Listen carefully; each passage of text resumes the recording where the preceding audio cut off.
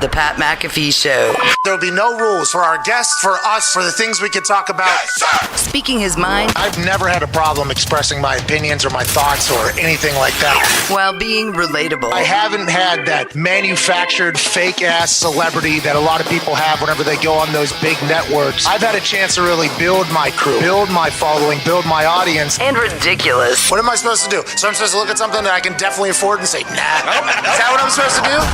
The Pat McAfee Show starts in 3, 2, 1. Good afternoon, beautiful people. It is Aaron Rodgers Tuesday, September 14th, 2021, years after zero.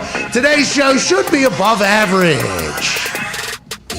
Shout out to Twine for that beat drop. If you're listening on SiriusXM Channel 82 Mad Dog Sports Radio, we appreciate the hell out of you. Or watching along at youtube.com/The Pat McAfee Show. You're the greatest fucking humans on earth. Let's have a goddamn Aaron Rodgers Tuesday, huh? Coming off, obviously, not a great game this past weekend in Duval, playing against the New Orleans Saints, losing by 35 and having one of his worst football games we have seen. What will be on the mind of Aaron Rodgers? Well, Aaron Rodgers want to talk about maybe Monday Night Manning? Ooh. Hey, we are at the point of life where we are a bit jaded because of how much sports media we watch. Sure. Yep. Okay? We are tough critics, I believe, but I think it's just because we appreciate whenever good things happen as sports fans ourselves. So whenever some things happen, we go, oh, how'd you find? For instance, Joey Chestnut, when he ate his 76th hot dog in 10 minutes on the 4th of July, and the world and America needed to see that.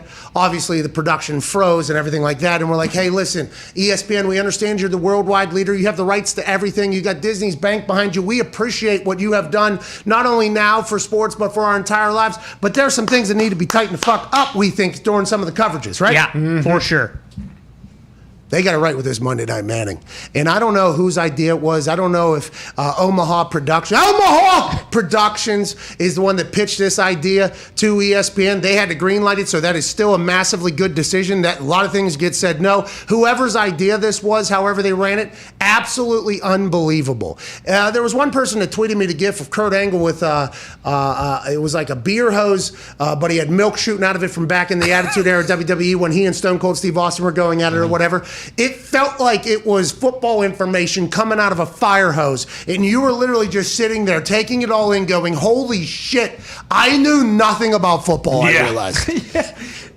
At one point, Peyton Manning and Russell Wilson, who I love, I would like to take back everything I said into a microphone just a couple days ago in front of a crowd of 70,000 people in front of this man. Russell Wilson, Peyton Manning, and Eli Manning talking about decisions that were being made and plays that were potentially coming and coverages that I didn't even fucking know that what everybody's role was supposed to do. While they were talking about Derek Carr's performance was unbelievable piece of content. I mean, it was an unbelievable piece of content. It was amazing. Russell Wilson called a couple plays that were about to happen. Peyton Manning was calling out what the defensive coverage was immediately as they were coming out of the huddle. Peyton was in the game yesterday. It appeared, you remember when Urban Meyer was working with Fox? Oh, yeah. On the sideline? And by the way, Urban Meyer might be, I mean, if rumors are true. Whoa. We'll talk to a gentleman named Michael Lombardi, who is a former NFL general manager and part of the Patriots coaching staff and advisory and everything like that. He's won 3 Super Bowls. He's an author and everything like that. We'll talk to him about a tweet that he put out yesterday, which was basically like, hey, my sources are telling me Urban wants to go back to college. And then this USC firing happens. Something's brewing here, is what Michael Lombardi tweeted. We'll talk to him in like 25 minutes about his tweet about Urban. What does he know? How does he know? And USC coach did get fired after a few years of being terrible. So we'll see how that whole thing pans out. But you remember Urban Meyer whenever he was doing the big noon kickoff and they do an Ohio State game, or it was the national championship game and Fox was on the sideline. It was literally as if Urban Meyer was still, I think he had a fucking whistle around his suit on the sideline as he was watching the Ohio State Buckeyes. It's like one of those things that if it's in you, it's you. Watching Peyton watch that game, it was I think this is what he did, and I'm not 100% sure. I might be wrong. I've not asked him, but I think he watched film and got the strategy from the offense quarter. I think he watched film for both quarterbacks. I think he broke down both defenses. He said he had personal relationships with every coach, by the way. If Peyton Manning calls, everybody's going to ask you. That PB&J story, Jim Harbaugh, whenever Peyton was working out for the 49ers or something. This must have been whenever he was potentially going to be a free agent. And it was Marty, or Wink, who's the defense coordinator for the Ravens. It was Peyton, that Duke quarterback coach. Cutcliffe, and then Jim Harbaugh, I guess, were at the workout. And they were working out somewhere. And I think it was Cutcliffe's wife, maybe, or somebody asked, like, on the way out, like, hey, do you guys need anything? Want anything to eat or drink? And Peyton and Eli were like, she was clearly not what, it was just the right thing to say. Yeah. And Peyton goes, I said no. Cutcliffe said no, thank you. Wink said no. And Jim Harbaugh goes, yeah, I'll take PB&J. And Peyton said that he had been waiting 9 years to tell that story. He said, I've been waiting 9 years to tell that story. And I think those moments where he had the helmet on, he was even in the game, and they did the John Gruden, Derek Carr situation, and they were trying some shit out, I think, early. The best part about it was when you were watching Peyton watch football for a game that he prepared for to play, him breaking down the defense. Oh, this is cover zero. Here we go. They're coming. Yeah. Now, in this particular coverage, you do not want to throw the ball out. Why the fuck did he? Basically, as Peyton saying about this, that's where they want you to throw the ball. That it can't be where you go. Then another a missed pass will happen. You'd be like, targets. Like, Peyton hates targets. I think the fact that targets is a stat he absolutely hates, because last night Darren Waller targeted 19 times, and Peyton's like, what's this targets? Like, targets, like he was the person that the ball was supposed to go to? Why is that a stat? And I think he was saying that because some of the balls were uncatchable, right, and it almost seems like, hey, the wide receiver can say, they can tell the wide receiver, you were targeted this many times. It's almost like so they don't get pissed off thing, but that was fucking awesome. It was a home run. And congrats to the Raiders getting a massive win. Yeah. They won one game. Peyton predicted after the first play of the game that they're only going to win 5 more this season. That was amazing. There were so many moments through there. I'm very thankful that whoever greenlighted it. It was awesome. I think they need a pregame show a little bit. I think maybe that's where you can get, maybe a guest or two out of the way there. Ooh. And then I think watching him kind of get into the game for both quarterbacks was awesome. Like, we need to, and there's going to be people who say, hey, don't cut off, he cut off Russell Wilson a bunch. Russell Wilson was awesome on there. But like that intensity of Peyton, I think we need to see that every week. It's like he's playing the fucking game almost. That was amazing. And Eli chimed in a couple good liners. I mean, it was a beautiful production, great game. Congrats to everybody. At Ty Schmidt, your thoughts as a studied film critic? Yeah, I mean, it's Peyton's show. Like, people are going there. I mean, and last night just reinforced it. It's not like Eli was bad or anything, but like you can tell, like Peyton does. He's preparing like he's playing in the game, and just I don't know some of the stuff like that you could nitpick with like the audio mixing, where sometimes it would cut off them, and you'd get like you hear the game. Like, I assume that's just first week they'll clean that kind of stuff up. Fire alarm. Oh, exactly. Hey, that's going to happen. Right. Hey, that fire alarm's going to happen. You don't have any control. And all you need is one little beep, beep, and then all of a sudden the whole place is insufferable, okay? There ain't nothing they can do about it. But like, to your point with Russell Wilson, I feel like there maybe aren't that many people who can kind of disarm him like Peyton can. Like, he acted like a human being last night for what I feel like the first time in like, since he's been the Seahawks quarterback. Like, jeez, he usually is just so buttoned up. By the way, yeah, I decided no more of that. No, I'm paying him a massive compliment. Yeah, but you kind of did your little thing where you jab. Yeah, Well, most people would agree with me. Every time you see the guy, you know exactly what's going to come out of his mouth before it comes out of his mouth. And like last night, it wasn't like that. I was like, waiting, like, oh, I'm actually very interested to like see what like that conversation was incredible. And I wish we'd get more of Russell Wilson doing that and less of Go Hawks. And I think, hey, Go Hawks, dude. He's not doing whatever he wants to do. I don't like that they go Hawks all over the Colts, though. I mean, they go Hawks all over the Colts. Yeah. Colts will be back. Hey, Kenny Moore wished my mother a happy birthday this morning. On nice. His That's nice. Speaking of happy birthday, Happy birthday, Sal. Happy birthday, Sal. Woo! But that Monday Night Manning is if you love football, like, you're going to love that. Got to be. There was a couple people that said they couldn't do it because it was too much or something like that. It's like, once you catch up to the flow of what they're saying and how they're doing it, though, it's an unbelievable experience. Legit. I feel like I learned more watching like 2 quarters last night than I have in maybe 34 years of existence in football, because there's only a few quarterbacks, and I think that's why the Russell Wilson Peyton Manning thing was so cool, because I'm not saying Russell Wilson wanted to do this. I'm just saying it provided him an opportunity to showcase, say, hey, everybody talks about how smart everybody is. I just want to let everybody know, like, hey, I can call plays too if we Yeah, have to. I got it. I know exactly where a ball's supposed to go. Me and Peyton are about to chat about what we see whenever we look at coverage. I mean, it was strictly ball almost. And then Russ, Dangerous Wilson, by the way. I mean, he knew I took back what I said. He was just trying to rally the troops right there. Because he had a blast talking ball with the sheriff and Easy on Monday Night Football. Mr. Unlimited absolutely dominated last night. I mean, I loved it. That was a home run. Congrats to ESPN. Congrats to Omaha Productions. And congrats to Peyton and Eli, I guess, at this point, because he hasn't been around as long, for crushing everything you do in retirement. I fucking love it. It's awesome. Last night was a game changer for sports media. At Boston Connor, your thoughts? I mean, I loved everything about it. Ty's mentioned the production a few times. You heard the producer come in going, hey, Peyton, we got to go to break 5, 4, 3, 2. And, I mean, you can't have that, although I could rush to the bathroom real quick so I wasn't missing any of the game. Ray Lewis came on, and when he came on, him and Eli talked about Eli calling Ray Lewis the mic and Ray Lewis saying back to him on the field, I'm not the mic, Eli. And then Eli telling his whole team, all right, Ray's not the mic. Listen to Ray. It's the other guy who's the mic. I mean, the stories were incredible. And like you said, when you listen to those guys who are so cerebral and just like incredible at football. 6 hours a day of watching film on top of practice, they're going to be much smarter than you are at football. Yes, and they like the way they can break everything down. I mean, Peyton legitimately, I think, could call every single play for the Raiders by just watching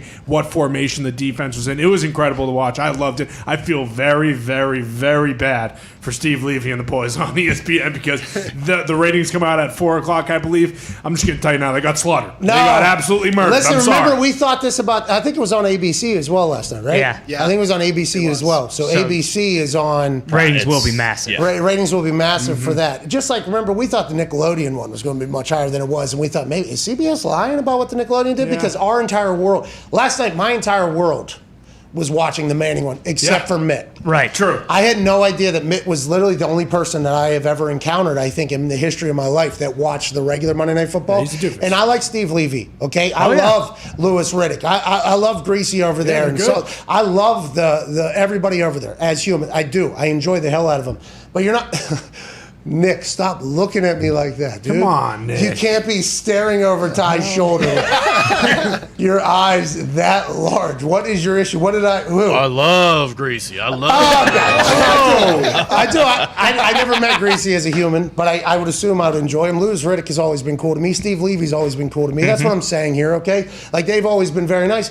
But you're getting to watch the Mannings do Monday Night Football. You're gonna at least flip over there. And then once I started seeing what it was going to be, I think once again there was a couple things they tried that maybe the timing didn't work out, or maybe it was too rushed, too quick, however the case, whatever it is, early with some of the skits that might have turned some of the people off, I guess, if you want to watch. But if you were listening to the words being said, it was stupid. And the story's incredible. That Eli Manning with a 0.0 QBR against Ray in the first game, and then bringing up footage and clips because they have that shit from way back and the ability to do that.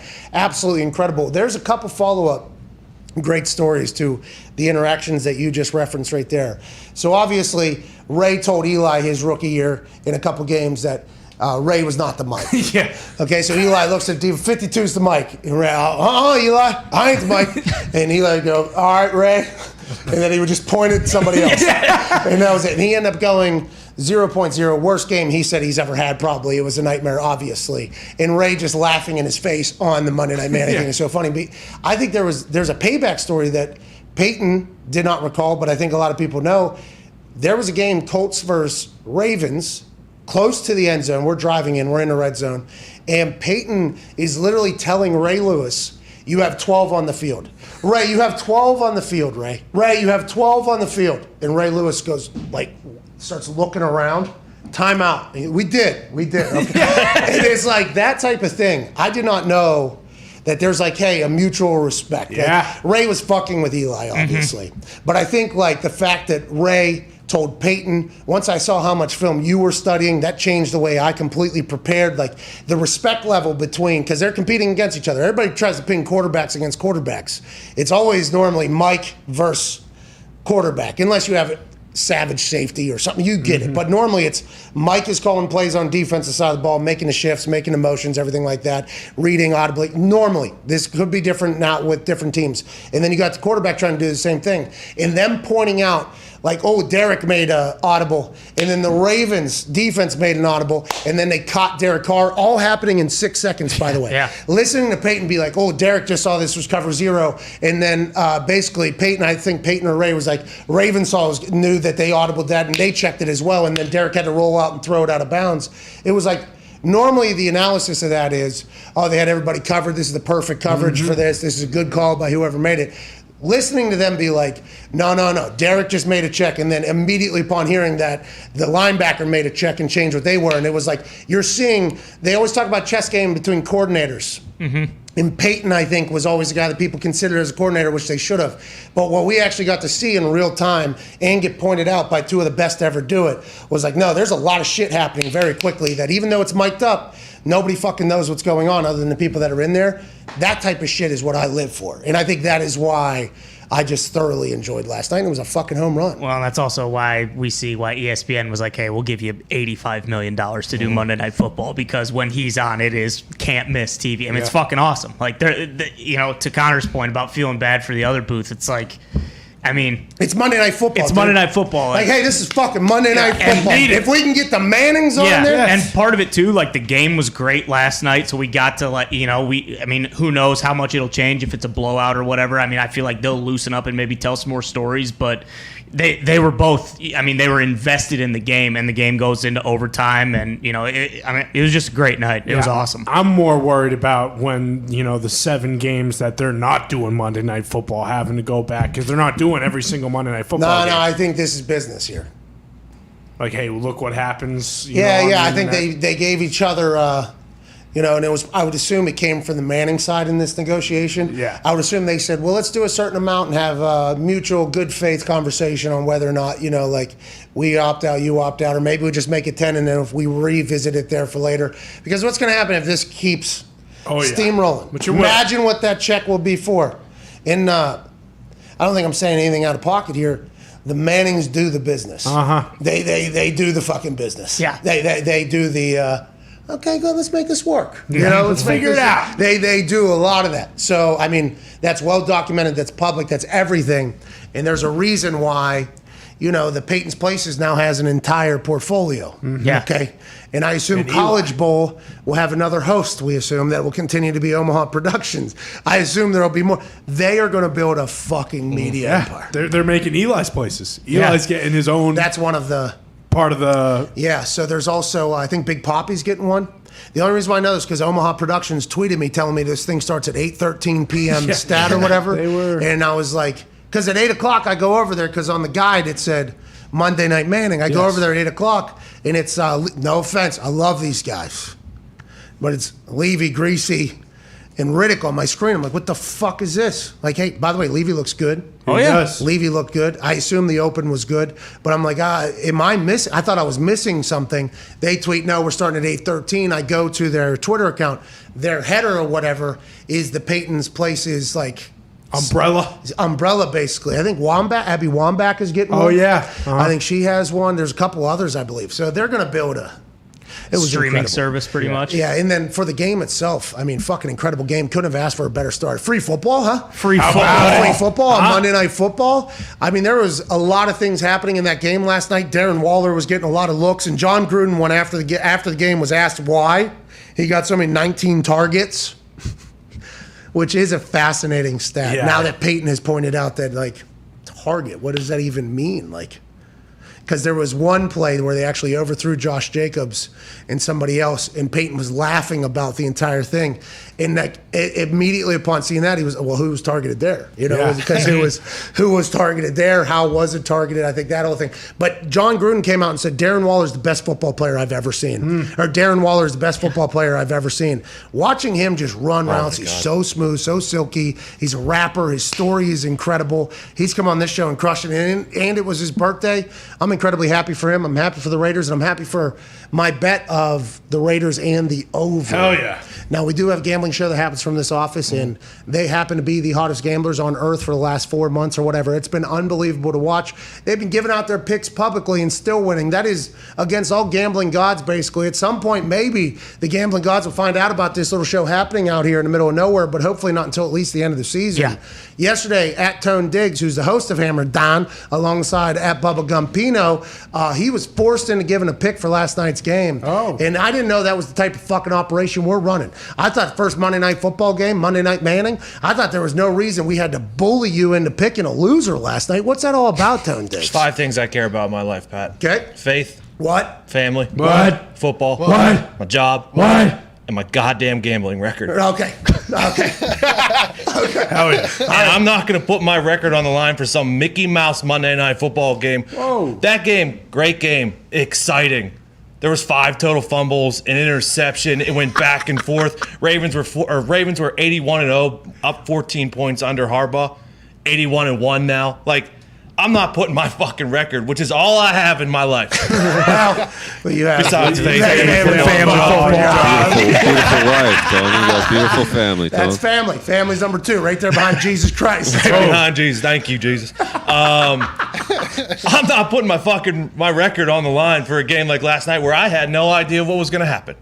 And you got bullied. And I got bullied into taking the fucking Ravens. Yeah. 14 points, 81-0. Came back and lost. I mean, I'm just not going to do it, though. I'm not going to get bullied again. Okay.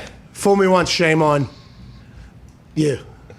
Fool me twice, shame on me. Can't get fooled again. Fool me 3 times, can't get fooled again. I believe is it 3? I was trying to remember which one it was, but can't be getting fooled anymore, huh, Dix? I can't. Because a lot of us were saying, hey, Raiders seem like the obvious pick here. There's no such thing as that. That's not a thing. Well, in this particular case, we've said that in a lot of cases, and it was not. But in this particular case, the reason why we thought it was an obvious case was because the Raiders are always surprisingly good early. Yeah. Yes. They are always they always win games early, and then all hell breaks loose, and then we all at the end of the season react the same exact way. Are they going to blow that whole fucking place up or not? Yeah. And we completely forget about how good they are at certain points during the season. For whatever reason, though, they just haven't been able to piece it together. Now they were in Oakland, they moved to Vegas. There's this going on, there's that going on. Get rid of this guy. Whole new offensive line. Denzel Good was a locker mate of mine. He is an absolute stud, great guy. Massive human being. Yeah. Him getting hurt last night is just another problem that they have. They completely turned over with Incognito still there. I mean, there's a lot of things they got to do, but they always seem to win early, and they win games that it's like this. And I think it's because they're in the same division as the Chiefs. I honestly believe that, and I think it's because everybody kind of writes them off. But I thought that was a pretty obvious one last night, and I was trying to bully you into helping that number 5. Yes. I was trying to help you, Thank you. not in your faith. I mean, I'm probably going to test your faith a little bit every once in a while with some things we got going on. Your family, you work long hours, so I do apologize for that. Football, we do a lot of that. Yep. What? Your Thank job, I mean, we're lucky that you're here. But that last one, that record that you love, I was trying to help you out with the Raiders. I thought this was something like, hey, I've been in that stadium. Okay, they're not going to be able to serve food to anybody after Correct. the first quarter because their entire BTS machine or BFS machine or whatever it is can't operate well. I mean, I was out there for SummerSlam. It was not a great. Those fans are going to be pissed. They're going to be loud. Oh, yeah. And Right. Derek Carr had to quiet them down. You know what? They couldn't fucking drink or eat anything. Yeah, They probably pissed. couldn't even operate, and they're going to have to leave that place 6 to 7 hours of traffic getting out of there. I mean, that's why they were loud. I mean, they're probably going to be loud all the time. We got to remember that going forward. I kind of knew that, though, is what I'm saying. We tried to help you out. Well, yes, the Raiders, home puppies, which I love. Dogs killed it this weekend. They are always good at the beginning of the season. It was going to be electric in that stadium. But then on the other side, Harbaugh was the best week 1 against the spread coach since he's come into the league. The Ravens haven't lost a week 1 in 5 years, but then they had all their injuries. So I just wanted to stay away. I just wanted to watch Manning's commentate on a football game and enjoy my Monday night. Instead, I was fucking pissed all night. Hey, Peyton said that quarterback position is a position where you can't be like upset, can't be mad. That's right. Like you got to be like kind of in a zone. You know, he wants his running backs mad. Like, hey, love when a running back's pissed. Like, this is awesome. Like, let's go ahead and do that. Quarterback can't be do that though. You got to go to the sideline, get a deep breath, do the whole thing. You can't be making picks when you're upset, pal. Can't be doing do it. Bailey McCombs did bully you though. He did. He did. And that is a situation that would That's probably why I be. have him muted on Twitter. Tony. Can't be muting people in the Tony. office. That's unbelievable. Well, I blocked Foxy last year because of what he did to the Steelers. But you guys have reconsidered. Yeah. we've made a deal on that. How about the Ravens, though? Lamar Jackson's still Lamar Jackson. Yeah, freak. Yeah. Marquise Brown looked real good.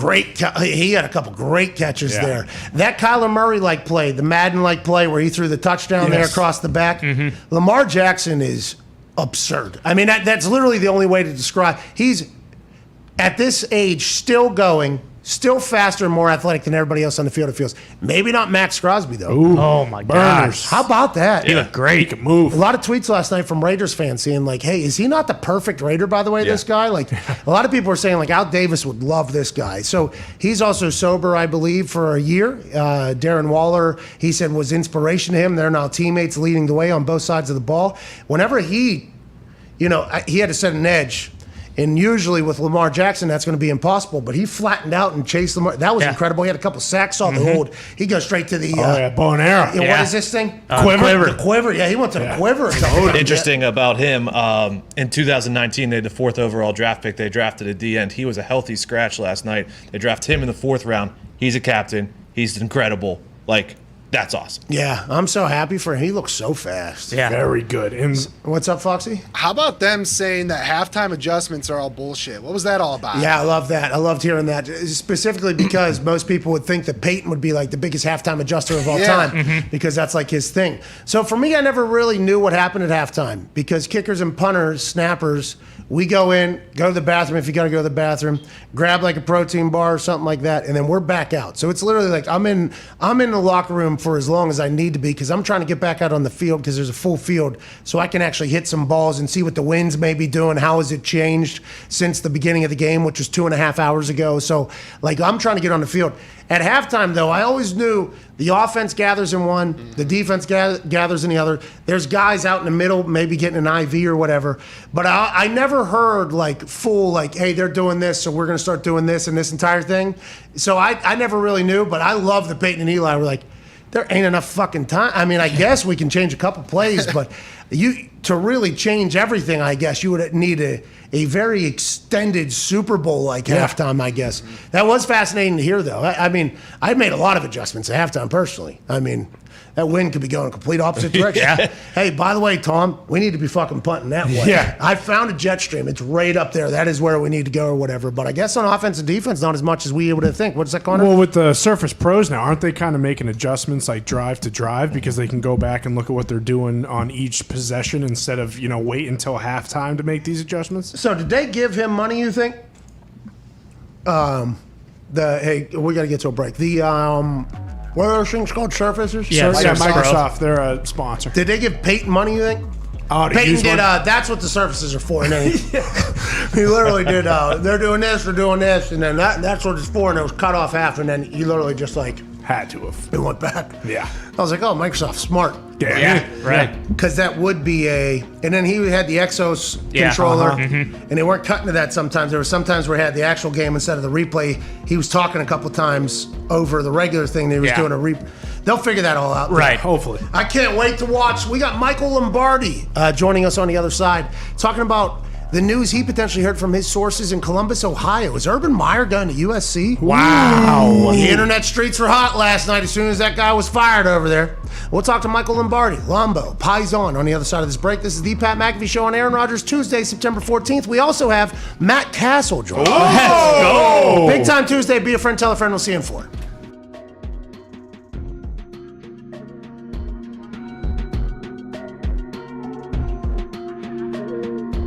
I was told by Del Curry, Scotty Pippen struggles on a golf course, right? Right. I was told at that thing that I'm going against Scotty Pippen the next day, match play, heads up, one-on-one Scotty Pippen. So we decide, like, okay, we could probably have a couple drinks, stay at the casino a little bit longer than we should. Representing the NFL out of the Shoeless Golf Club of America, Pat McAfee. His opponent, representing the NBA, Scotty Pippen. You know what I mean? This guy's got 6 rings. Yeah. He's a fucking Hall of Famer.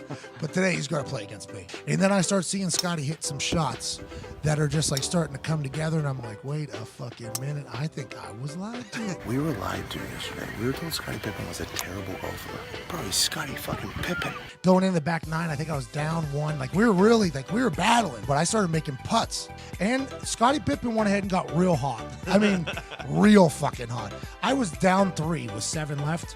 And I looked right in the camera, and I go, so we're down 3 with like 7 holes left. Scotty Pippen's about to get this work. Scotty Pippen from 190 yards out just fucking dunks it. Fucking boom, bang, and then walks up to the green, gets the ball, camera's on him, and he goes, Pippen ain't easy. Kidding me? All right, down 4 with 6 left after Scotty Pippen just chips him from fucking 400 yards out. I was fucking demoralized. Pippen ain't easy. By the way, best he's ever performed at golf, because I'm around, better teammate than Jordan. Yep. People forget. Oh, yeah, I told Dell, I was like, Dell, what the fuck you lying to me? He was like, well, I saw it yesterday. He was not great. And Greg Anthony told me, and I was like, Dell, he buried me, Del Curry. He buried me. He was like, hey, Pippen ain't easy. Yes, baby, it's time to celebrate. Talking about a shotgun of beer after he had beat me. Obviously, I like teach him how to do it. Yeah, put a hole in there. It might spread a little bit, so. Leave Yeah, so you're going to go here, and then you're going to open and flip up. Does that make sense? Congrats on winning the NBA a couple times, blah, blah, blah, blah, blah. And being an incredible golfer. Thanks, Paul. Cheers. Appreciate it.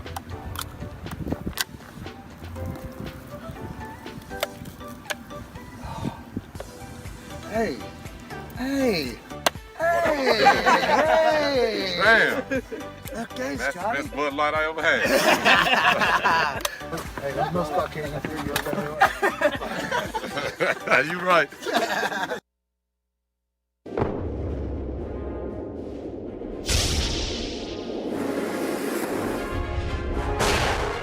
How are ya? I'm Roman, a men's health brand that can dance very well and make you the best you possible. Are you suffering from male pattern baldness?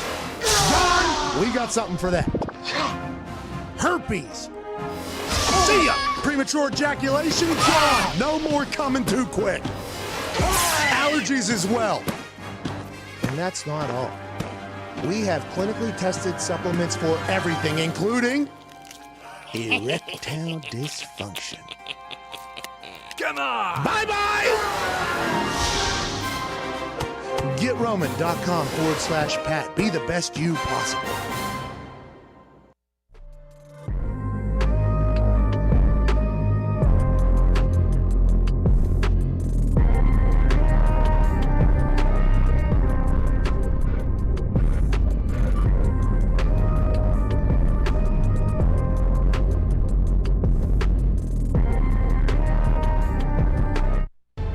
This is the Pat McAfee Show on Sirius XM Mad Dog Sports Radio. We thank you for taking the time to seek out this small regional show that streams internationally. Here's Pat and the boys.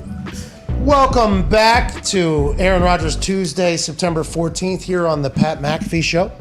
SeatGeek is the sponsor of today's show, and we got a special promo for you all. Something we've never done before. Whoa. That's a lie, though, because they have never done this particular thing before, but we have talked about this before. Okay. So I would like to still emphasize that what they're doing right now is awesome and has not been done before. Hell yeah. For years, we've been asking SeatGeek to do this, and they have finally come through because they know that without the incredible loyal customers of SeatGeek, they would not be able to be the SeatGeek that they are today. The SeatGeek that was able to withstand an 18-month stoppage of world events everywhere. Damn. Wow. A company culture that is so beautiful that they were able to survive, thrive, change their brand completely, and now go to heights that they have never before seen. Hashtag SeatGeek is back, and hashtag SeatGeek is back with a promo for 15% off all football tickets. Okay. To everybody. Wow. Holy Everybody. shit. Whether you're a first-time customer of SeatGeek or you've been on before, we're talking 15% off all football ticket purchases. The 15% can only go up to $50. Though. Okay. All That's smart, I don't know though. how much it's going to be. No code. You just click the link in the description of this show right now at youtube.com/The Pat McAfee Show. 15% off code will be auto-applied to your account. Shout to SeatGeek, shout to you, and shout out to the guy joining us right now. Ladies and gentlemen, a man who has his own podcast, his own email. He's an author. He has 3 Lombardi Super Bowl rings. And his last name is the same as the Super Bowl trophy. Ladies and gentlemen, Peyton Michael Lombardi. How are we doing? Is the lighting better? I appreciate it, Pat. You make me look good here. Yeah, you look amazing. We didn't do anything, obviously. This was all you. You look absolutely unbelievable. We can't thank you enough for joining us. Let's get right to it. You had one of my favorite tweets I've ever seen in my entire life, Lombo. You saying, hey, I got some sources down there in Columbus, all right, that I trust. They're telling me that Meyer might love going back to college. The timing of this move for USC tells me there's something brewing. Not sure what, but something. Obviously, everybody reads that and goes, oh, is Lombardi saying that Urban Meyer's going to take this USC job? Is that what you're hearing? And how did this come to be? Because this story, not just from you, but it is hot on the internet streets right now, especially after watching Urban Meyer fail on Sunday with Jacksonville. Yeah, I mean, the Urban Meyer, he needs to read my book about the middle 8. He violated that. But let's talk about that tweet. So I'm just minding my own business yesterday, watching tape, and I get a text from somebody in the league, and they said, Urban to USC. And I said, no way. And the guy says, you want to bet on it? And when he said that, I'm thinking, wait a second here. He knows way more than I do. He's asking me the answers to the tests that he already knows. So I said, well, tell me why. And he said, look, everybody in Columbus, and this gentleman's from Columbus, knows that maybe pro football may not be sitting well with Urban. Now, they're going to deny all this. We all know that, right? They're going to say, oh, no, Urban's loving it, all that. But when he was working for Fox, everybody in Los Angeles and Columbus thought he was going to take the USC job. But Clay Helton is the ultimate survivor. And I found it interesting that for all the times Clay was going to get fired, after Stanford was the time they decided to fire him. Like, they were not going to give him a chance to recruit the season, right? Like, that makes no sense. It's only the second game of the year, right? Like, he could really come back. He could come back and win all the rest of his games. Like, you pull the plug now, that tells me there's more to it. It's what we call, again, second-order thinking. There's got to be more to this than just meets the eye, and that was the tweet.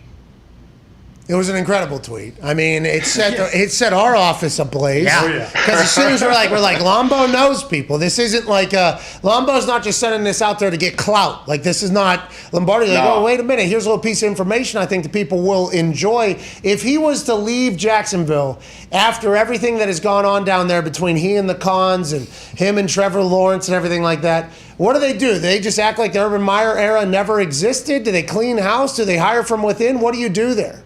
Well, I mean, look, they got an attractive job. They got a marquee quarterback, and they're going to rebuild their team. Now, I mean, I think they've gone through a little bit. When you just look at the staff he's assembled, I think he's got a lot of people that maybe he needs to figure out how he wants to run the staff. He's got Darrell Bevel, Brian Schottenheimer, 2 ex-coordinators. I don't know how that works. Joe Cullen, the former defensive line coach for the Baltimore Ravens, never called defenses before, never been a coordinator. Now he's the coordinator. Special teams has gone through a change. I think Urban is a really great recruiter.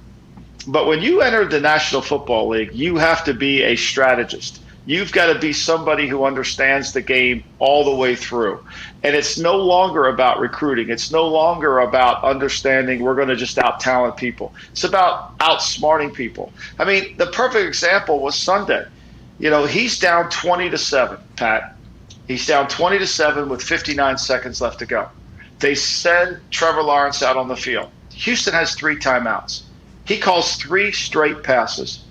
Houston gets the ball back. It's 27-7 when halftime starts. Like, that's just no awareness to the game. Like, you can go out and run 3 straight passes when you're playing Illinois or when you're playing Northwestern, right? You can do that. That's not a problem. This is the National Football League.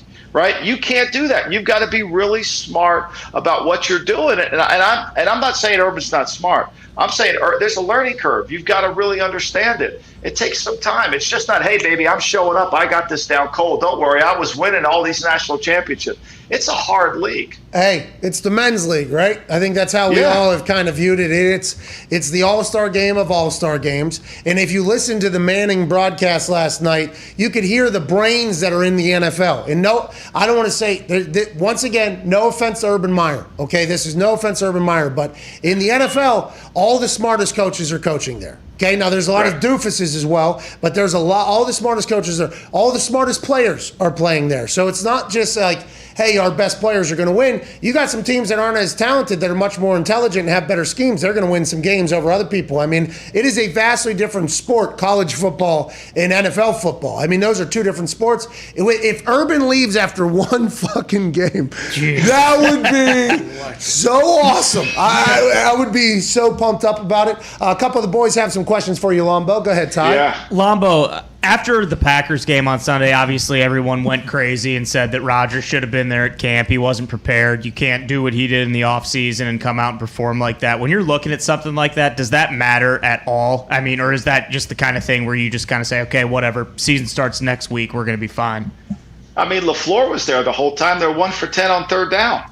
They got 228 yards. You want to blame Rodgers? I mean, they couldn't block him. It was a classic example. You know, they put Billy Turnover at right tackle back. Their offensive line struggled. I mean, look, you can blame the quarterback. He's going to take all the heat. But the reality of it is every time LaFleur and the Packers play against a really good coach like Sean Payton, you don't see the emphasis. I mean, think about this. LaFleur got the head coaching job at the Green Bay Packers. He was 0 for 10 at Tennessee on third down against the Ravens. And he got the head coaching job still without performance. I mean, at some point, you got to rally up to the big games. And I just haven't seen the Packers rally up to the big game. Heat and humidity were going to be a problem for the Packers in that game, right? You know, they had to figure out a way to balance their team. You're just not going to go down there and throw 50 passes against the Saints when you're playing on the road and it's hot and your receivers are tired. I think it was a total team embarrassment in terms of their execution, their planning, their strategy, and their readiness to play in the game. It has nothing to do with the offseason. It has nothing to do with I mean, Russell Wilson had an offseason. He was getting traded 17 times. He had to listen to demands. He played pretty good the other day. That's just a joke. Russell Wilson played too good. You know, he needed to take it down a notch or whatever. Were you a part of the team with the Patriots up there? Chiefs come in opening night, blow the doors off the place. Alex Smith was there. Were you there, or were you just watching as a fan at that point? But no, I wasn't there for that one. I mean, look, Andy Reid's 16-0 in the month of September. No. Yeah, I agree. And Patrick Mahomes has 11-0, and he has 35 touchdowns, 0 interception. I'm not talking about that. What is the message after that game, though, from like Bill Belichick, you think? Like Matt LaFleur, what are you telling? Because Aaron Rodgers' big thing was, hey, I played bad. Whatever, let's move on. We got 16 more games. How do you go about saying, like, hey, we just played the worst football we've played in a long time. It's our first game. We got a lot of time to go. Like, what is the messaging, you think? Like, how did Bill handle that? How do you think LaFleur should handle that? I could tell exactly how Bill handled it. Bill would go into the team meeting on Wednesday or Monday, whenever they had their first team meeting, and said, look, fellas, we've done it your way, okay? It doesn't work. We're going to do it my way from now on, okay? We're not going to turn the ball over. We're not going to have 8 penalties. We're not going to be 2 for 5. All the things we talk about we didn't do, we're getting back on the bike. And we're going to start doing it my way now. You know, I've listened to you guys long enough. That's it. And I think really if LaFleur's a leader, he walks in his team room on Wednesday and says, look, fellas, that was a bad job by me. It was a bad job by getting you ready to play. It was a bad job on our execution. We all stunk. Let's start this thing and let's prepare one game at a time. Don't think about anything more than the next team we have to play, which is the Detroit Lions. The NFC North is all 0-1 too, so they literally can all say, hey, season starts next week. Because everybody in the division's at the same place. That's what you need to win to get in there. Go ahead, Connor. Yeah, Michael, it seems every single year this happens with the Raiders, and they start out hot and then kind of fall off. From what you saw last night, do you think they're kind of more of a complete team and they're taking on the identity of Gruden? And also, what the hell happened at the end of the game where he walks out the kicker and then brings him back? Well, I mean, look, that was a comedy at some point. I mean, I have no idea what was going on. But let's go back and talk. I mean, I think when you watch the Raiders, I don't know why the Ravens were watching Villanueva at right tackle and they didn't put somebody else in the game. Like, were they watching a different game than he couldn't block. He couldn't block Crosby. At some point, you got to help the player out, right? And if the player can't block a guy, you got to help him out. I think the Ravens, from a tactical standpoint, really made a huge mistake. They kicked the winning field goal. They took the clock all the way down as far as they could when they didn't get the first down. And they kicked the field goal. There's 36 seconds left to go. Now, the Raiders had 2 kickoff returns in the game for 33 yards total. So you have to kick that ball in bounds. Oh. You got to high kick it. You got to kick it in bounds, and you got to make them return it. You got to make them return it. That's a play. So now if you could pin them inside the 20, or even if they get the ball at the 23 or the 28, who cares?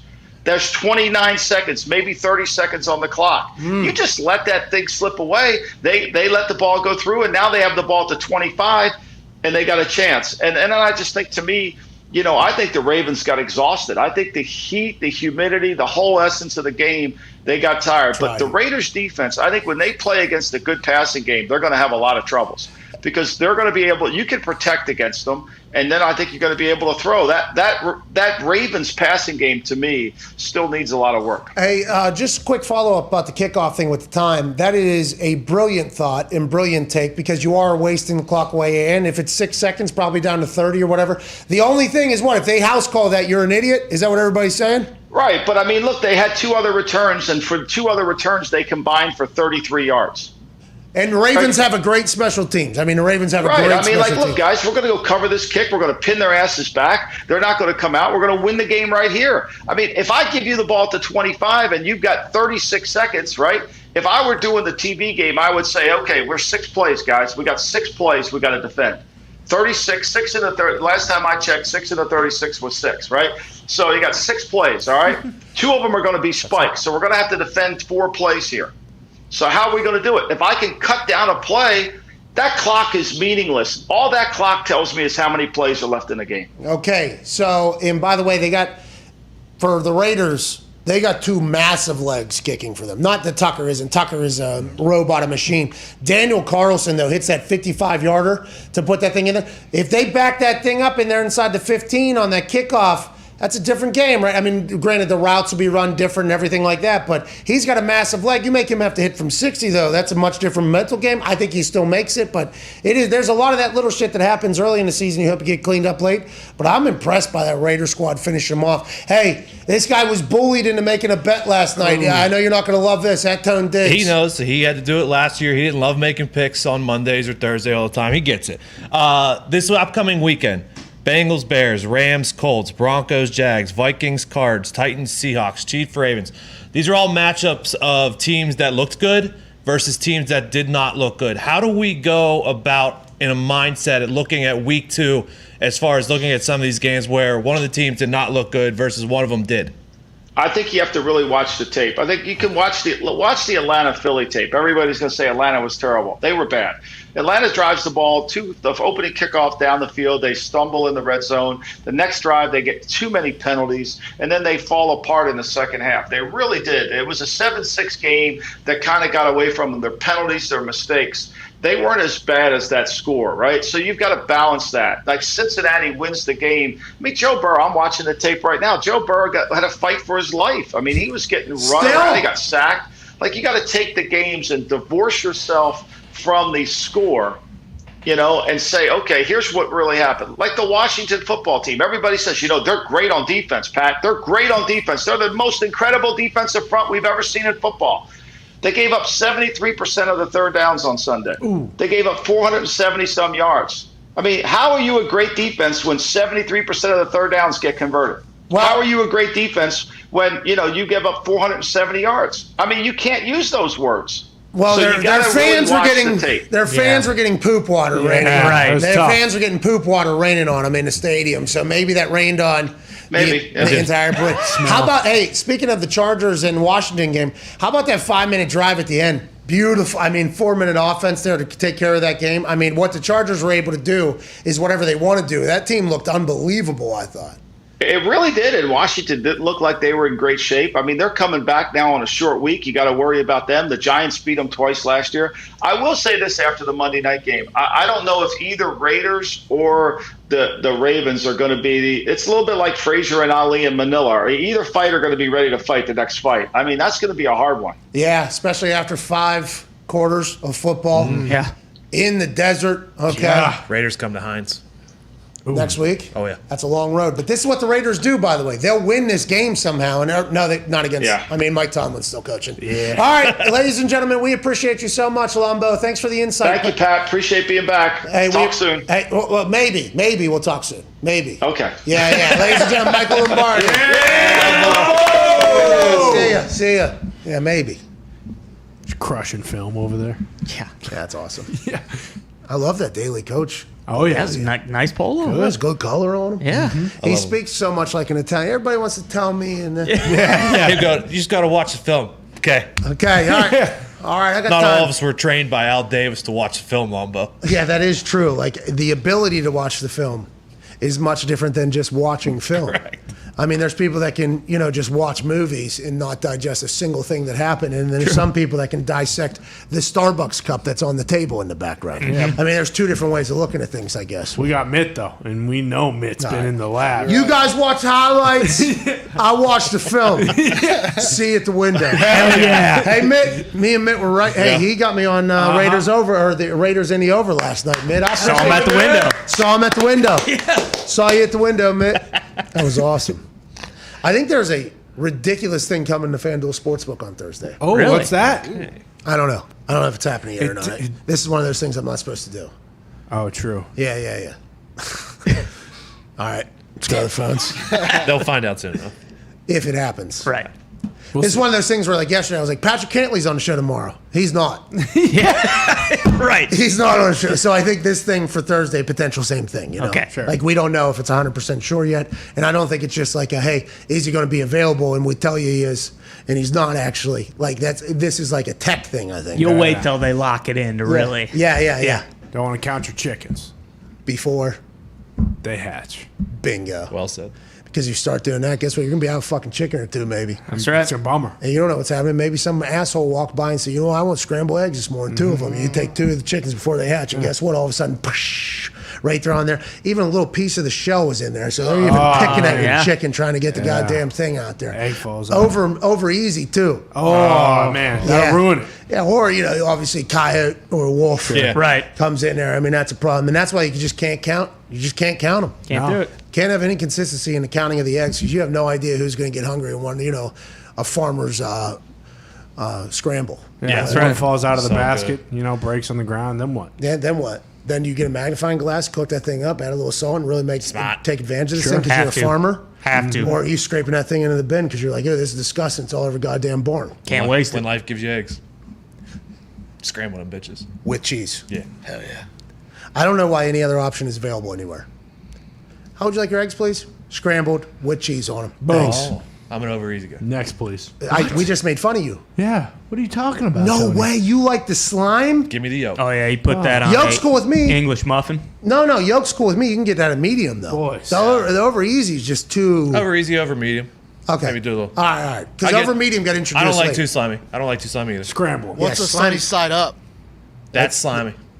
That's the over That's easy. what we're talking about. Yeah. Uh-huh. Yeah, I like that. Yeah, but you can order them. It's like a steak. It's bad for your cholesterol, though. What is? Yolk. Yeah, I guess it is, actually. That's why they have the egg whites. white, yeah. Yeah. A Yeah. lot of protein in there. But I'll tell you what, you give me an over medium thing here. Oh, yeah. Oh. And on the Egg McMuffin, by the way, whatever McDonald's does, I'd like my eggs cooked like that. I think it's over hard. How would you like? Yeah, but I think it's also done in a. Pre-packaged. Yeah. No. Whoa, no! Have you not seen the see it, commercial? yeah. They actually They got the still the chicken from before it gets Every counted. morning. Yeah, they And do then the whole thing. Crack it into like this perfect egg-sized McMuffin. How come that isn't an option at places? How would you like your eggs? The McMuffin style. Do it. Yeah. You know what I'm talking about. It's O- best. Only McDonald's They don't has have that. tools. And it's not Canadian ham. No. What is it? Canadian bacon? Yeah. It's ham. It is ham. It is Yeah, ham. it's ham. Why are you guys stealing that from us? What's that all bullshit. about, Gump? Why are you guys stealing ham from us? Oh, That's what happens. That's karma. That's universe. That's The Alchemist. Oh! Yeah, I mean, I had a little reading to do, obviously, since last Aaron Rodgers Tuesday. And guess who potentially opened his first book? Wow. Huh? I even have some notes in here. Oh, so you really dove in. Look at that. There's an arrow. I like this paragraph. Whoa. Yeah, that's what we do. Let's go. I'm part of a book club, Aaron Rodgers book club. No big deal. This is the first one. I hope everybody read it because I'm assuming there will be a quiz at the end. It was really good. You read it? Mm-hmm. That's what I'm talking about, Tone. Took the AR test and everything. No, that's the reason is because, you're trying to fulfill your own personal legend or whatever, Correct. but you were reading that instead of looking at bets for last night. That's why you got bullied instead of making a good one like me with the Raiders. Hour 2's on the other side. Matt Castle and AJ Hawk. Yeah. Wow. We'll see you in 6 minutes. Cheers. I just saw a picture of you getting out of, I think, a 757 that was from Jim Irsay. What was that, and have you ever been in that plane before? I thought it was like the team plane to fly all of the Indianapolis Colts. Literally, it's got the logo on it, Pat, and it was awesome. But look, that's just Jim. Pat, I had a wonderful 14 years there. It's obviously the team that I wanted to play for always. I understood the decision he had to make, and no hard feelings. And for him to send his plane to fly me and my son down here, it was a great gesture. A lot of room for me and Marshall. We were throwing the football. So, pretty cool experience. Pretty cool father-son weekend. By the way, as he's moving from event to event right now, you are the best, dude. Where are you headed right now? I'm going to the game.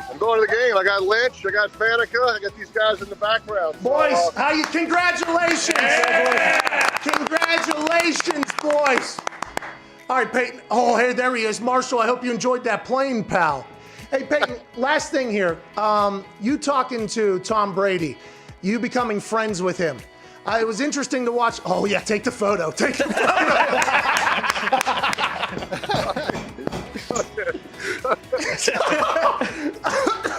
All right, we will wrap this up. Well, I'll tell you, Pat, I don't think anybody can do what Tom has done. Look, I know how hard it was for me to get on the same page with my receivers, learn a new system, learn new coaches. But I had a full off season. I was injured. I was rehabbing. The fact that Tom has done this in a COVID pandemic off season, no time to meet with his receivers. He met with his coaches illegally by breaking into Byron Leftwich's house. So besides that, it's been incredible what he's been able to accomplish, and he deserves all the credit. His leadership is what's put the Bucs in this game today, and I have great respect for him because I know how hard it is, but he deserves all the credit. Hey, how did you know Red 18 was coming? Pat, I can't tell you how much I appreciate you telling that story and just growing the legend. That was about the 18th time I tried it. I was over 17 going into that. And, when it doesn't hit, you just keep walking. Nobody ever really tells you about it. So when it hit, I was as surprised as you were. And the reaction from some of the good old folks there in the casino that night was pretty special. Well, I appreciate you doing that. You made me and those folks in the casino a bunch of money. Congrats on the Hall of Fame nod. Thank you for spending time. Enjoy yourself at the game, Peyton. Pat, thanks, pal. I appreciate you. The Sheriff, Hall of Famer, Peyton Manning. Smarter than you, I'm better than you. Mm-hmm. No.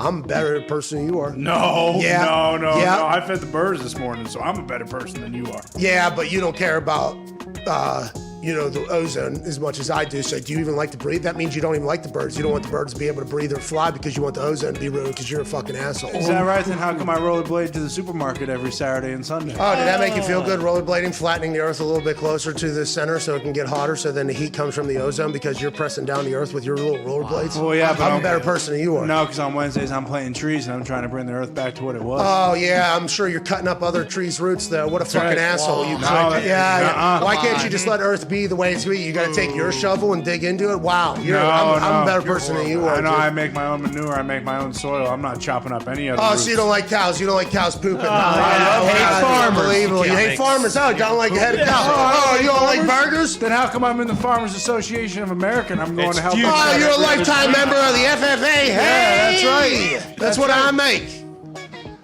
I'm a better person than you are. No, you're not. I'm a better person than you are. That's politics, baby. That's what we just did right there. Let's get to the phones. Once again, I think we batted 1,000. Boom. In politics with what we just did right there. How about that? I do believe after that argument, though, people would say I was a better person than fucking you are, dude. No, because everyone I just read on Twitter was like, oh my God, this guy rollerblades. I need to start doing that too. No, that's because you mute all the other people that are actually on my side. They're telling you you're not the right person. No, I refuse to mute anybody because I love everybody. Oh, you like freedom of speech. How come then you're not going to I do love freedom of speech. That's why I'm not muting anybody. What are you talking about? No, I'm better than you are. Everybody's saying it. No? Yeah, everybody's saying I'm a better person than you are. I heard it. We just did, by the way, still batting 1,000 on politics. I feel so good about it. We even got into the reaction to the punditry. Yes. We're batting a fucking 1,000 out there. Every side. The people say we're not well-rounded. We don't have depth. Did you hear what we just fucking did? Come on. Wow. Let's go to the phones, man.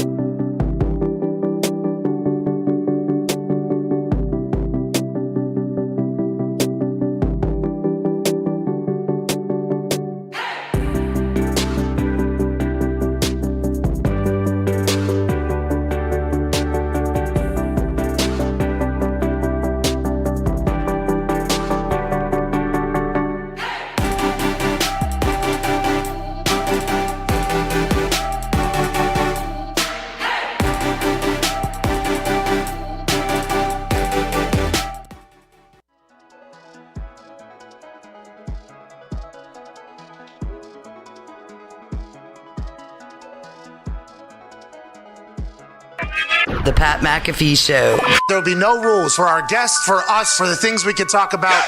Speaking his mind. I've never had a problem expressing my opinions or my thoughts or anything like that. While being relatable. I haven't had that manufactured fake-ass celebrity that a lot of people have whenever they go on those big networks. I've had a chance to really build my crew, build my following, build my audience. And ridiculous. What am I supposed to do? So I'm supposed to look at something that I can definitely afford and say, nah. Is that what I'm supposed to do?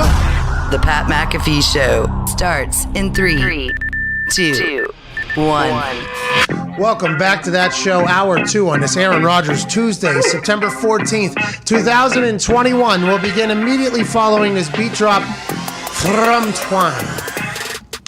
There it is. Here we go. Hour 2, we'll see Matt Castle. Wow. Former NFL quarterback. Was with the Patriots, the Chiefs, the Titans, I think a couple other teams as well. Cannot wait to chat with him. I've heard he's a legend. Okay, I've never had a full conversation with him, but I had talked to him in warm-ups briefly whenever he was with the Titans. Had an incredible mustache going. Nice. I assume he is a hilarious human. I believe he goes to the Kentucky Derby with the man who is also joining us from one of his yuppie events. Ladies and gentlemen, college football national champion, Super Bowl champion, and legitimately might have been at the Met Gala last night. Ladies and gentlemen, AJ Hawk. Is that where you were? No, I'm on the wrong side of the country. I was not at the Met Gala. I didn't even know it was around until I saw AOC's picture popping up online. So that was not my thing. The Met Gala does not seem like it would be my event. She wants to tax you and everybody else that was at Met Gala at a different level, but they'll all find loopholes, and the people that were once broke and got rich will end up getting fucked. Son of a bitch. Dirty system. Because we don't know the games that they all know.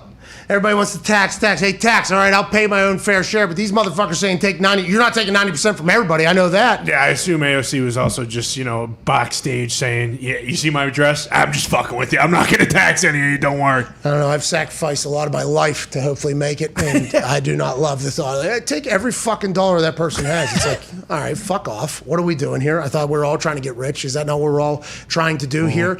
But they'll have to. Anyways, why'd you have to do that? Why'd you have to do that? Why is that how you wanted to start this whole thing? Well, I didn't even think of the Met Gala, honestly. That was never I don't know. You bringing it up, that's all I know of the Met Gala is the picture I saw of that. So I'm like, oh, the Met Gala happened, I guess. Well, and then Kanye unfollowed Kim, but Kim and Kanye were allegedly together last night at the Met Gala. Whoa! Yeah, my wife was keeping up with Lil Nas X had 3 outfits. Oh, really? Yeah, one of them was a robot outfit. Really? Yeah. And then he took that off, and there was another one underneath. He won Video of the Year on Sunday night. Did he really? MGK almost ate a Conor McGregor left there, but it didn't even blink. No. That's good pop culture talk, and this is the Pat McAfee Show. Let's talk about some sports. Did you I know you're at your little yuppie affair, doing whatever you got to do, okay, politicking, shaking whatever hand. Did you get to see Monday Night Manning last night, and what were your thoughts on the weekend that was since we missed you yesterday? I was actually flying out here. I got to see the game, but I didn't get to see the alternate broadcast of Peyton. I saw you guys tweeting about it. I saw a lot of people tweeting about the Manning broadcast and how awesome it was. Like, was the whole thing great? Like, how was the setup? I saw pictures and some clips like this. It looks amazing. But, like, how did it go, I guess, from start to finish? Well, I think you should just view this as it's an internet show that's happening. So there's going to be some things that maybe don't go great. There's going to be some things that are fantastic. There's a lot of time that's potentially, there was some downtime in the third and fourth quarter, actually, while you're literally just watching a football game with Peyton Manning and Eli Manning. And the way Peyton Manning watches a football game, much different than me. I don't know how you watch a football game, but the way they did was much different. The amount of shit we learned, I assume you know all this shit that they're talking about, you can understand, but the way it was all chatted about, it was just very fascinating, AJ. It felt like I took a trip inside your brain a little bit, middle linebacker, all-time leading tackler for the Packers while watching the game. Ray Lewis stopped by. They were talking about a lot of shit that I don't think ever gets talked about by anybody else. I love watching that stuff because I learn things every single time I watch a guy like Peyton talk or Ray Lewis, or you just see, I guess, how they watch a game.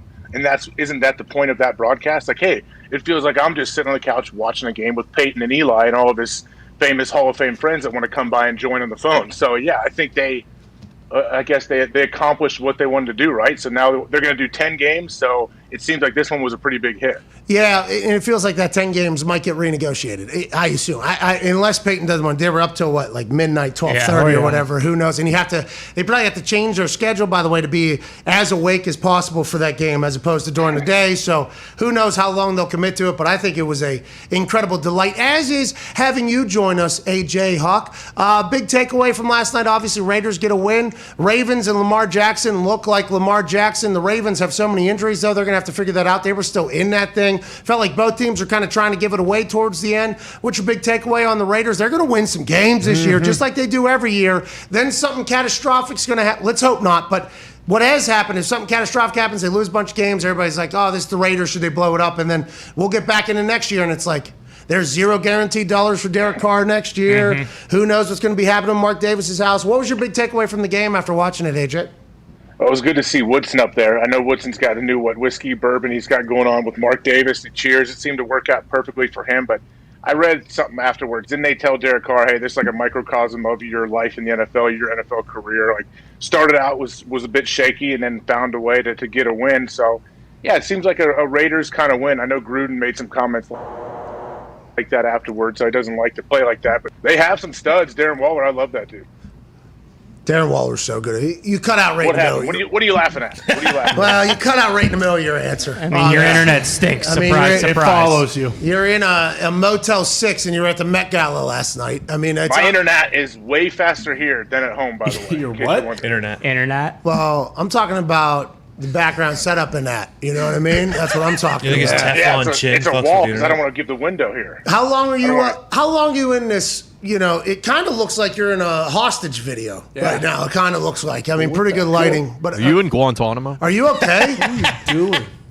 I'm scheduled to fly home tomorrow morning very early, so we'll see. If I don't get back to Ohio, then you guys know, send help for me, please. Okay, when you get back to Ohio, since you haven't been there the last couple of days, we can't really ask you because Michael Lombardi just told us that he had a source from Columbus in the NFL tell him, like, hey, Urban to USC. And I don't know if this was punditry. I don't know if this was like guessing and it makes too much sense because they're saying there's no reason for USC to fire this guy right now. There is no reason at all for them to do this. They've let him survive much more than this. Them saying, hey, you're gone, is that them like all year getting a chance to kind of search and find what they want? Or Michael Lombardi is suggesting that they did it right now because they think there's an opportunity right now. That is what he's alluding to. You're in Columbus normally. Now you're in a hostage video. What is your thoughts on this, and what are you hearing in Columbus, especially from maybe within the building from a good friend of yours that you shared a cereal box with? Is there any truth, you think, to any of this, or is this all just kind of coincidence?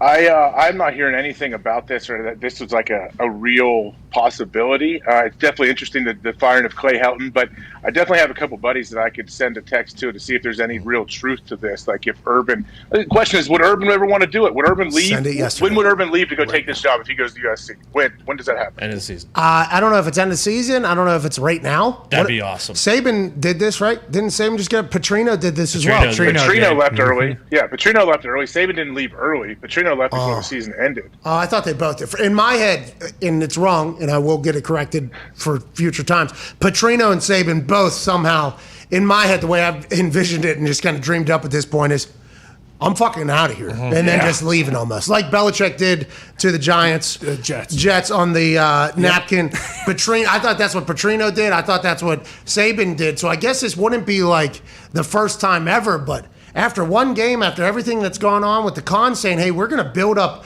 all of downtown to become basically Jaguar City down here. I mean, that would be a lot of investment. I need new buildings. I need to do this. This is what we're going to do. And then he just leaves. How's the contract work, though? How's the 6-year contract work, I think, that he has? Do USC pays, hey, we'll pay you $80 million to get him out of that? How does it work? You know how much money USC graduates are paying to get their fucking dumbass kids into school? If they can get Urban Meyer and get USC back on top, they'll pay whatever. Massimo will go sell 2 million tank tops and say, let's get fucking Urban in here, pal. I think that is that type of power of bringing a school, which some of these alumni, yourself included, and I wish I had this would be cool, but some of these alumni, Chris Bickle, 1997 at University of Pittsburgh. Sure. Name somebody other than him. Rocket Mortgage guy. Dan Gilbert, like the Cleveland Cavaliers. Some of these very wealthy individuals have a lot of pride in like their alma maters or whatever. Like I was created here.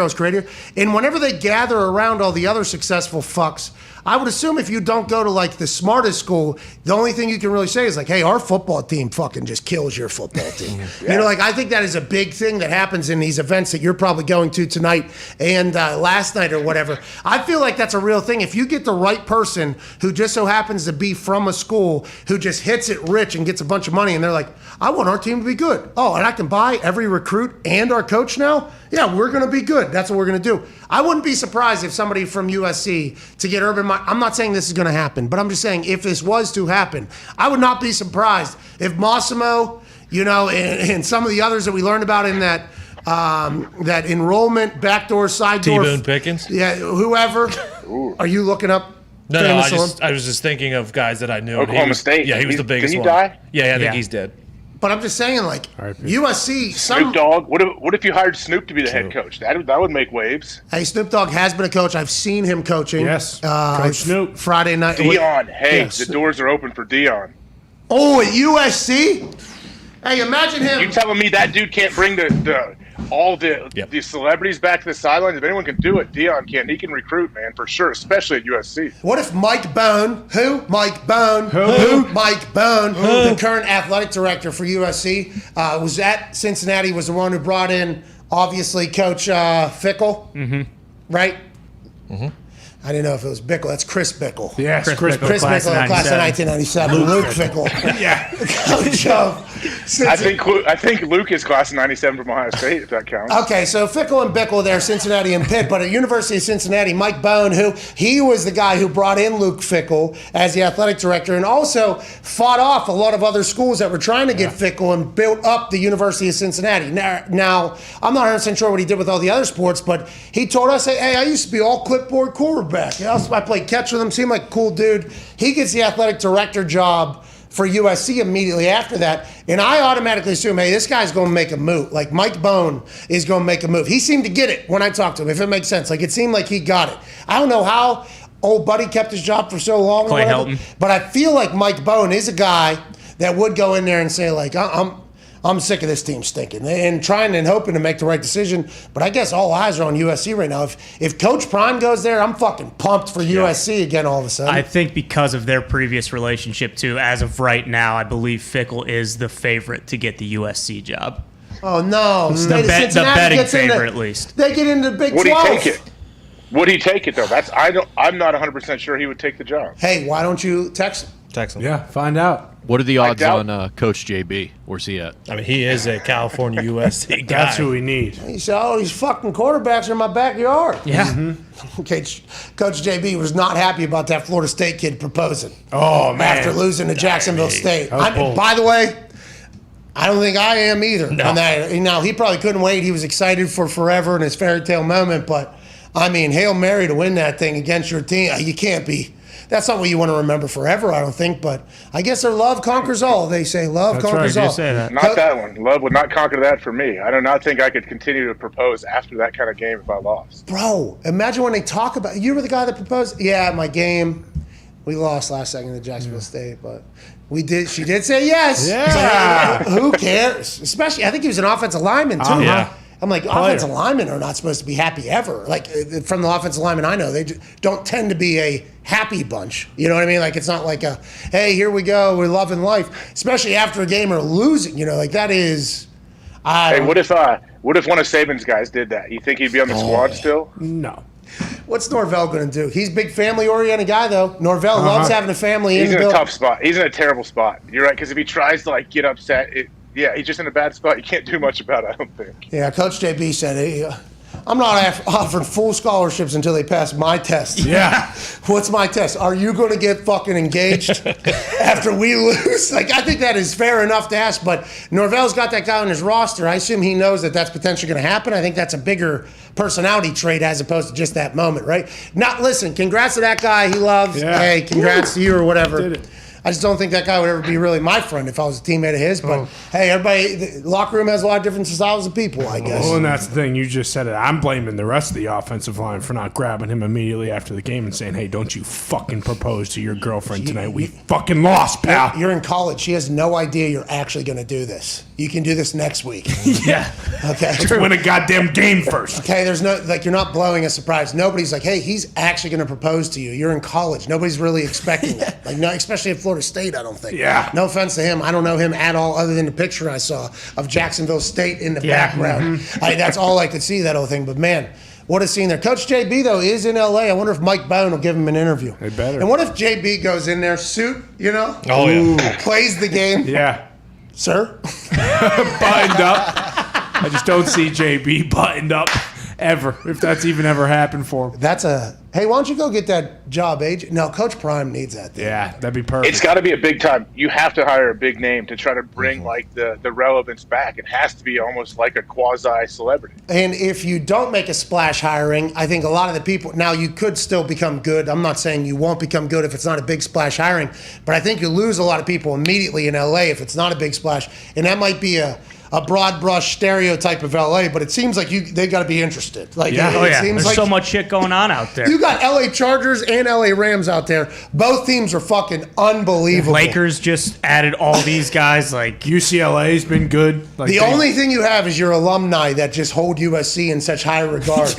And you have to win. You just have to win every game. Like, you really do, and you have to create some kind of buzz, some kind of like LA buzz that makes people want to go there. You were probably too young, Pat, but when they were rolling, like, I'm the same age as Liner and Reggie.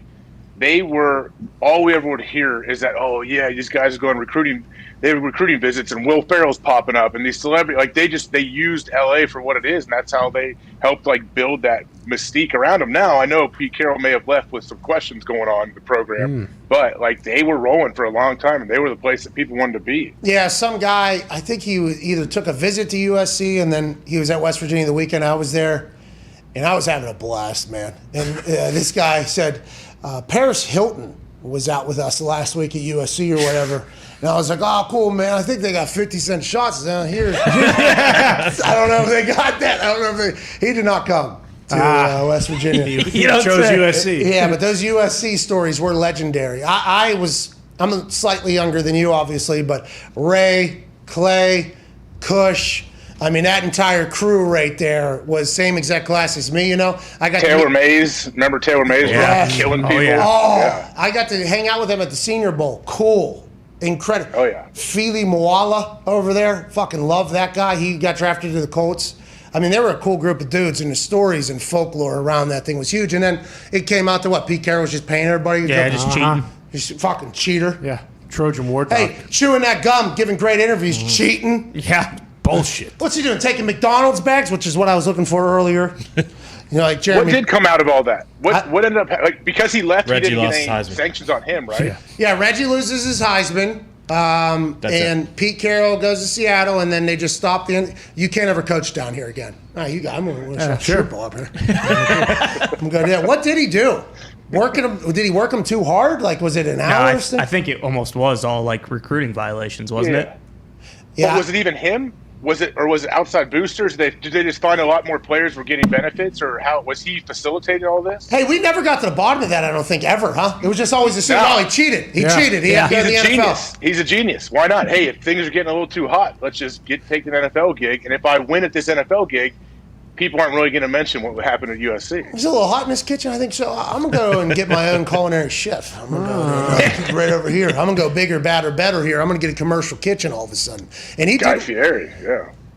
Triple D. Hell yeah. I saw Guy Fieri. Batali's around, too. I saw Guy Fieri down at the Kentucky Derby one time. And Guy Fieri told me right to my face he'd make me famous while he had a camera on me. And it was a hell of a night. And shout out to Guy for, trying that night. It was years ago, and we haven't made it yet. But I still think there's a chance. And that type of thing is the only thing that can happen down there at Kentucky Derby. It's magical. There's this incredible positive energy. Everybody's having a good time drinking an absolutely dog shit drink called mint juleps. I mean, it is a party from beginning to end. AJ Hawk is there normally with Aaron Rodgers. And joining us now, ladies and gentlemen, another frequent Kentucky Derbyer. A man who, just in stating that, you can immediately understand, probably a fucking legend. Yeah. Ladies and gentlemen, quarterback in the NFL for a long time, Matt Castle. Yeah! What's up, dude? Dude, it's great to be on. I know you guys have been trying to get me on this show for a long time, and I've been, sidetracked. Let's be honest, I had to call your show and ask if I can come on. Thanks for having me, boys.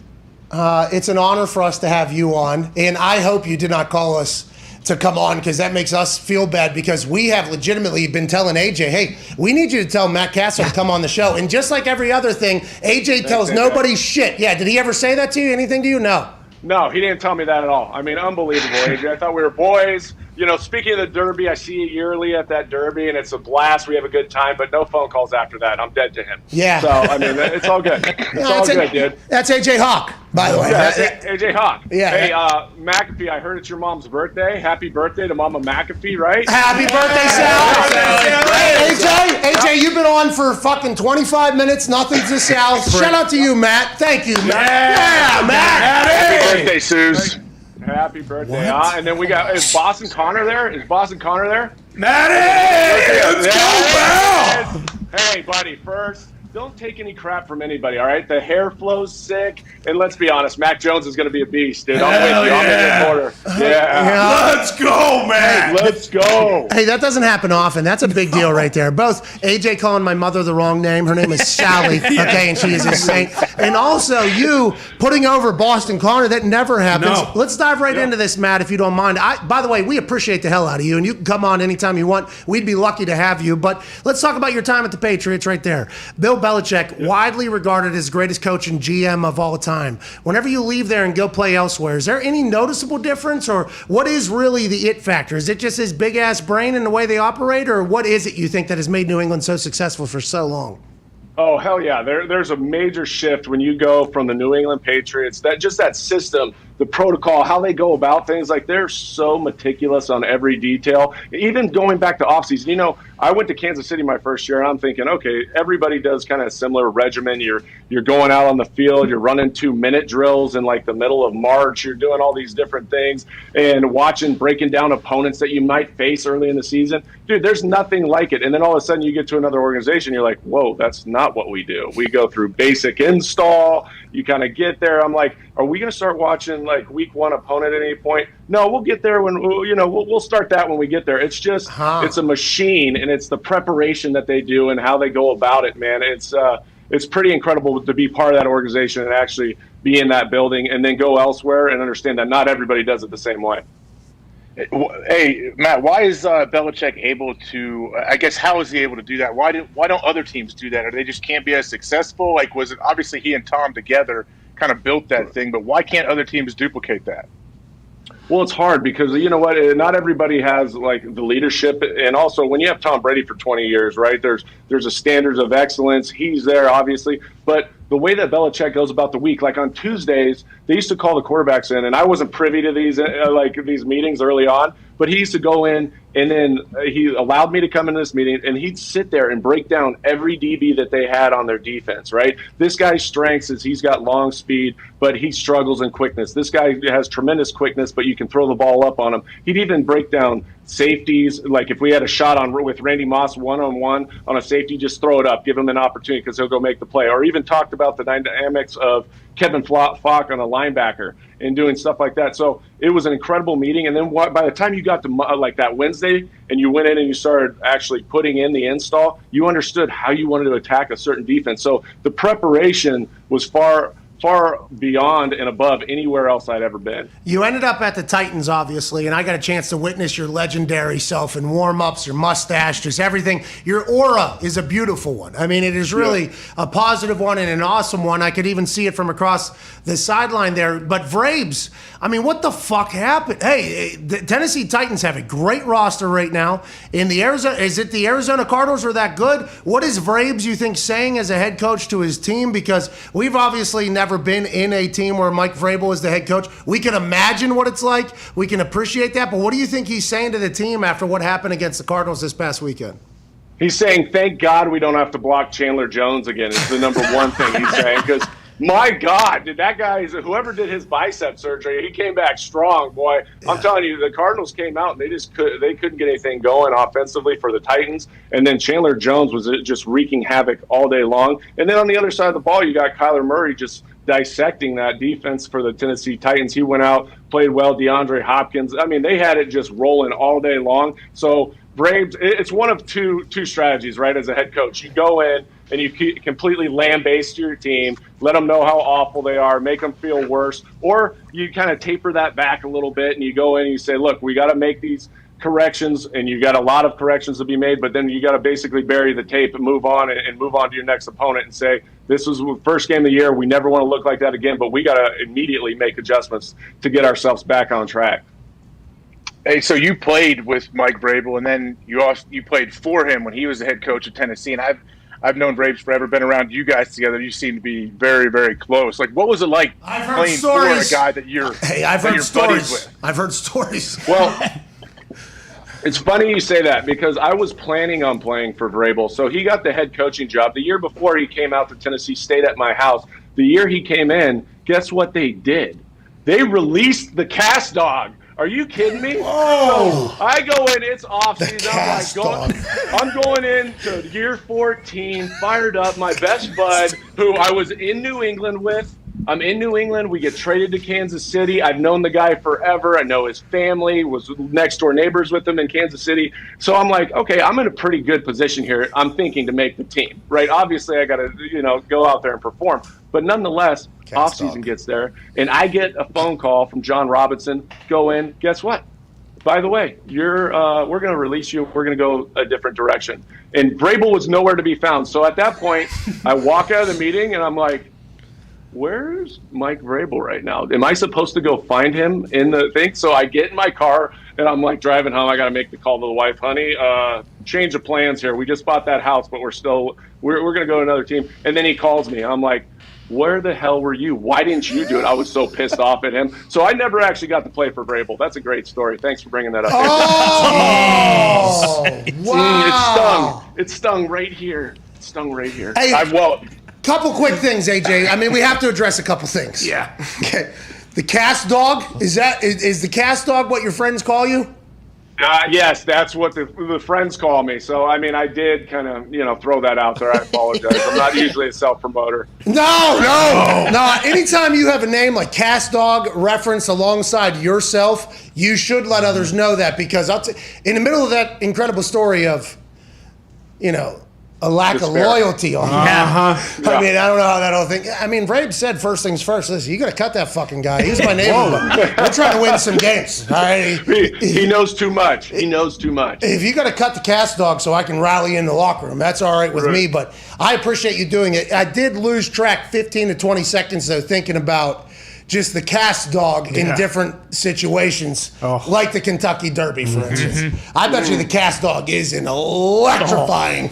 Oh my God! WMD. Let's go. It's a good time, that Derby. And by the way, Guy Fieri was there one year. And we went out, and all of a sudden he asked me one of these times after the Derby, after the mint juleps and all that stuff, to go cook with him. We go and he finds a restaurant and we go in and we're cooking risotto. And I thought these professional chefs, right? I'm sitting there going, hey, what do you want me to do? And he's like, we're putting in like all the orzo, all this stuff, right? And he's sweating in the pot, like cooking. And then he's like, let's go serve this up. And I'm sitting there going, what is going on right now? I'm sitting here cooking after the Kentucky Derby for a bunch of people with Guy Fieri. I'm just going, this is insane. Brother Cast Dog! Yeah. Only at the Derby. What time was that? What time was that roughly in the day, you think, if you had to guess? Oh, I'm guessing 9:30 at night. I was holding on for dear life, boys. What are we doing? Okay, God, this sounds like a blast. Add Boston Connor, please. Yeah, Cast Dog, first of all, thank you for one of the greatest 11-5 seasons in New England history. It was fantastic. But we saw a photo of you with Coach Sirianni in Kansas City. How is he as a coach, and are you a big fan of him and the Eagles and what they got going on over there? Oh, I love Nick Sirianni. When I was with him in Kansas City, he was basically our first-year assistant coach. And it was interesting because that year I come in and Chan Gailey's our offensive coordinator. Well, guess what they decided to do? Literally right after the last preseason game, they fired Chan Gailey. So we don't have an offensive coordinator. Todd Haley takes over. But Nick now gets pushed into the spot of being our quarterback coach for the season. This is a first-year guy, so we're working through it. But he's a smart guy. He obviously has grown up in the league, whether it's San Diego, Colts. He's learned his craft. He's ready to lead these guys. He'll be great for Jalen Rhodes. And did I say Jalen Rhodes? Hey, just a quick thing here. Cast Dog, just a quick thing. Yeah. Jalen Hurts is who you meant. Jalen Rose. That's exactly right. Jalen Rose's barber cut my hair on Friday. Whoa! In Madison High Square. and tight. Hey, Dr. Authentic. Yeah, he did this. And by the way, he was Going to work. Yeah, it was pretty good. Jalen Rose always. in. So you actually helped us out there. I'm sorry, AJ. Go ahead, pal. Yeah, Dr. Authentic. Shout out, dude. Shout out. Shout out. Hey, Cast Dog, were you surprised at how the Patriots handled the Cam Newton situation? Obviously, Mac Jones played well, but did you think he was going to get released? No, I didn't think he was going to get released. That was the thing. I wasn't shocked by it, but at the same time, I thought that they were going to start the season with Cam Newton and let him kind of see if he could go out and perform with these new weapons that they had. And it kind of looked like it was going that way. And obviously, I was there at camp and doing all that, but it was that last week when Cam missed time for the misunderstanding that took place. And then all of a sudden, Mac Jones, I guess, went out and tore it up during practice against the Giants, and it kind of gave him an opportunity to open the door. And at that point, when they got the season, finally said, we can win with this guy now, and they made that decision, it had to have come down to the fact that having Cam Newton in the building, a personality like that, his leadership quality, if Mac Jones struggled at all, I don't think that they wanted the dialogue to be, hey, should we go back to Cam Newton, right? Instead, we're going to give him the keys to the car, let him ride or die with this guy and see what happens and see how he develops this year. And I think that's really what it came down to. But I was pretty shocked that they said, you know what, we're going to cut bait and we're just going to go with big old Mac Jones. Who? Cast Dog. Mac Jones. Who? Hey, Cast Dog. Mac Jones. Who? Cast Dog. Mac Jones. Who? Okay, Cast Dog. What is it? A lot of the conversation was whenever you're a starter and then you have to go to a backup in the same locker room, there's a chance you're almost like cutting a guy off at the knees almost, especially with Cam as the leader.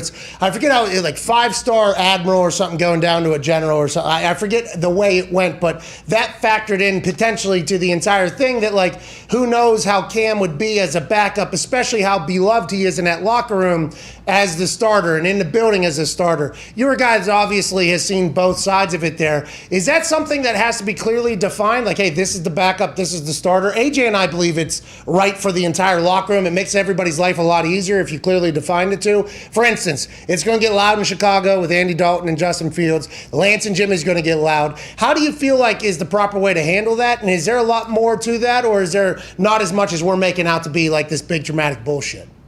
No, I completely agree with you. There's a lot to it, and being clearly defined that this guy's the starter, this guy's the backup. But if you ever muddy those waters, it sends an interesting message to that team, and also it allows them to have the comments of, hey, is this guy really our guy? He's struggling right now. Should we go back to Cam? And so I think having a clearly defined starter is the way to go about it, and I think that's what the Patriots were able to achieve. I've been on the other side, right? I've been a starter and then all of a sudden went into that backup role, and it's one of those things that you always want to play, right? That's what we're there to do. We're out there to go out and compete and play, but it's a much different mentality when you're the backup. You got to show so much support for that guy, and you got to let him know that you're in his corner because you spend so much time. You guys all know every day you walk in, you see the same faces. You're in those meetings room with your position group, so they've got to know that you've got your back and that you're not actually trying to come up, one up them, and take their job back. So I completely understand why the Patriots went the way that they did. We're talking to Pro Bowler Matt Castle, obviously been around the NFL a long time. Now he works for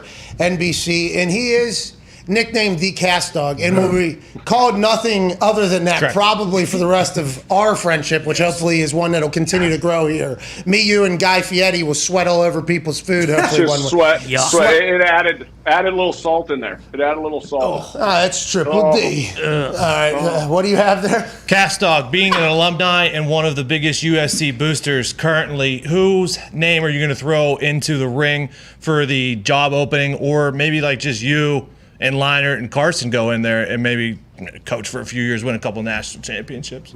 That would actually be pretty sick to go back to my alma mater, USC, and go coach those guys up. That would be a lot of fun. But let's be honest, Urban Meyer is going to be one and done in Jacksonville. Then he's going to go out to USC where he's comfortable, where he can manhandle all the kids. It'll be great. We'll go get Urban Meyer. How do you know? Have you heard this from anybody other than Michael Lombardi and the internet? Because this is a massive allegation that Urban is going to quit on Jacksonville. He had Mr. Khan and Tony Khan. He had them build up an entire city and build up new buildings and everything, and it's good for the Jaguars long term, but that felt like that was going to be a relationship for a long time. If he was just to be like, fuck this, I'm going back to USC to go to college, that would be a huge ordeal. Do you just want that as a USC alum, or is that something you actually foresee coming, Castle? I don't know. I mean, the USC will throw out whatever they want, the whole kitchen sink at that guy to bring him in. And let's be honest, it reminds me a lot of Saban, right? Saban went to Miami, coached for a year, and then finally was like, all right, this isn't for me. I'm going to Alabama. I'm going to go make all the money in the world and be the most dominant coach in the history of collegiate football. So I'm sure Urban Meyer, with his, I'm not saying his ego, but I am saying that, look, he's got a reputation to uphold, and he is going to Jacksonville. It's a rebuilding process. You can already hear the grumblings inside the building amongst the players, maybe even coaching staff, that it's going to be a hard task for him to swallow that pride and just say, look, I've got to battle this thing out for the next 3 years before we finally get the team that is able to go out there and compete week in and week out and put some division titles on the board. Hey, Cast Dog, so we're having Aaron come on later. Aaron Rodgers will be on. It's Aaron Rodgers Tuesday. Now, coming off a rough start to the season, I don't know if you watched that game or not, the Packers-Saints. The Saints looked great. Their defense looked great. Packers offense couldn't really get anything going. Are there times when you're playing quarterback and just nobody's open? Like, they just blanket your receivers, and it's like, hey, the windows are much tighter than they normally are, and we just can't get anything going? Hell yeah, that's the only time I ever had bad games, when our receivers didn't get open. Otherwise, I would look at the rock. I mean, are you kidding me? As quarterbacks, you go into these games, right, and you could have the best laid out plan. Particularly that opening day game is a beast, right? Because they have 6 months to prepare and dial up all different types of blitzes. They don't show you anything in preseason. You go back, you watch the film from the year before, but things are just different in that first game. You're never truly prepared because you don't have that all the different film that you can go back and watch week in and week out and watch the matchups. And so sometimes you get in those games and you're like, it's a grind for 4 quarters just trying to get something going. And then all of a sudden, bad plays usually happen when you're trying to make a play for the team, especially at the quarterback, because you feel that sense of urgency. Like, if we don't get going now, we're going to get blown out of the building. And I'm sure there's part of that as well for every quarterback that you go through. Yeah, he had a fuck it. We saw the fuck it throw. I mean, yes. You almost heard it coming out of his mouth as he was throwing the ball from the TV copy, and it ended up being a 65-yard interception or something like that. I mean, what a moment. And I think back to Tom Brady on the sideline, what was that, 2 years ago? I need you to be faster, more explosive. Just get open. Like, I need it. And last night, the Manning broadcast, I don't know if you saw it, that's all they're Like Peyton was celebrating Darren Waller. Hey, that a way to make a fucking catch for your quarterback right there. Like that type of stuff, and people getting open it was interesting listening to a quarterback watch a game because literally it's all in your hands. Cast Dog. Go ahead, Ty. Always is. Cast Dog, you played for several different NFL teams. I'm just curious, what was the shittiest place to live in, and what was the best place to live in? Gosh, every time somebody asks me that, I'm like, oh man, do I shit on the city? I don't want to do that. No. Just one. If you had to rank them. Okay, under my circumstances, the toughest place to live, I'd say, was Buffalo. Okay, I move in. My wife's 32 weeks pregnant at the time. We move into this place. Long story short, there was bad circumstances that happened with the previous owner that we didn't know about. So I won't get into the details of that because it was pretty ugly. Then we had a mice infestation. Then I got traded 2 weeks later. So it was like just one of those, oh my God. And then I get traded. My wife's 34 weeks pregnant to go to Dallas, and then we had to go live in a hotel for a few weeks. That was awesome. Dallas was a good place to live. Minnesota was outstanding. Minnesota was outstanding, just cold as hell. I got in the car when the first snow came in, and then they had like 2 weeks in a row where they didn't have highs above zero. Look, I'm from California. I lived in some cold weather environments, but that was absolutely insane. Like the weather there, I'm like, what the hell? The kids, you have to bundle these like kids up, and it's all on you. You're like, God, they're going to be frostbite. It's going to be awful. But Minnesota was a good place to live. Kansas City, I really enjoyed my time there. Boston was a heck of a city because it's such a sports town, man. I mean, everybody, and we had Boston Red Sox winning the World Series. We had the Celtics winning the NBA championship against the Lakers. That was a long time ago. Damn well. Yeah, a long time ago. That was a long time ago. Long time ago. Hey, that was a long time ago. The Cast Dog, no, it wasn't. Yeah. Look how old Cast Dog is now. Hey, that's a long time ago. Oh, no. Nashville had to be awesome, though, huh? Nashville's great. We actually ended up staying here. That's where we live now. We live in Nashville, and it's awesome. We've got a little bit of lamb. We got 11 chickens. Are you kidding me? We got 11 chickens. Can't count them. Nope. Can't count those before they hatch, though. You know what I mean? No, you should see the eggs that we get. It's delicious. There's nothing like organic eggs from your own farm, guys. Let's go. Let's go. Never expected that from the Cast. Yeah, right. Best friends right? in And then my wife's deciding that she wants to get pigs and goats. I don't know why. And then I've got the task of setting up like the fence for a pig. I don't know how to set up a fence for a pig. Are you kidding me? I'm sitting there going, what am I doing right now? We're homesteading, kinda. Bro, he's fucking. He has no idea. Hey, I appreciate you as a human. All of a sudden, a lot more than I could have ever fathomed. I knew you were a legend. Thank you so much for gracing us with your presence today. I hope you will come back on a more regular basis. You're the best, man. Thank you for your time. Absolutely, fellas. God bless. Have a great one. Ladies and gentlemen, the Cast Dog. Yeah. All right, we have to get to a break. What a fucking icon. Wow. Yeah. The Cast Dog? Is that what you call it? I told you. I tried to tell you that, man. Like I've been around like over the last 10 years, whenever I run into him, I'm like, this is the greatest human there is. Like he always thought. Lightning round. I've heard some stories about him and Braves down there at Kentucky Derby. I thought we were going to potentially dive into those. That must be for the next time with the Cast. We got the Guy Fieri story, though. All right, yeah, we got the Guy Fieri story with him sweating in food that he's serving. Ew. Disgusting human being. No, it was good. That's where the good salt comes from. Hey, was it a random restaurant? They just stopped by? Like, how does that work? I think Guy owns like 40 of them down there. This place looks gangster. We have to get to a break. We're back and forth.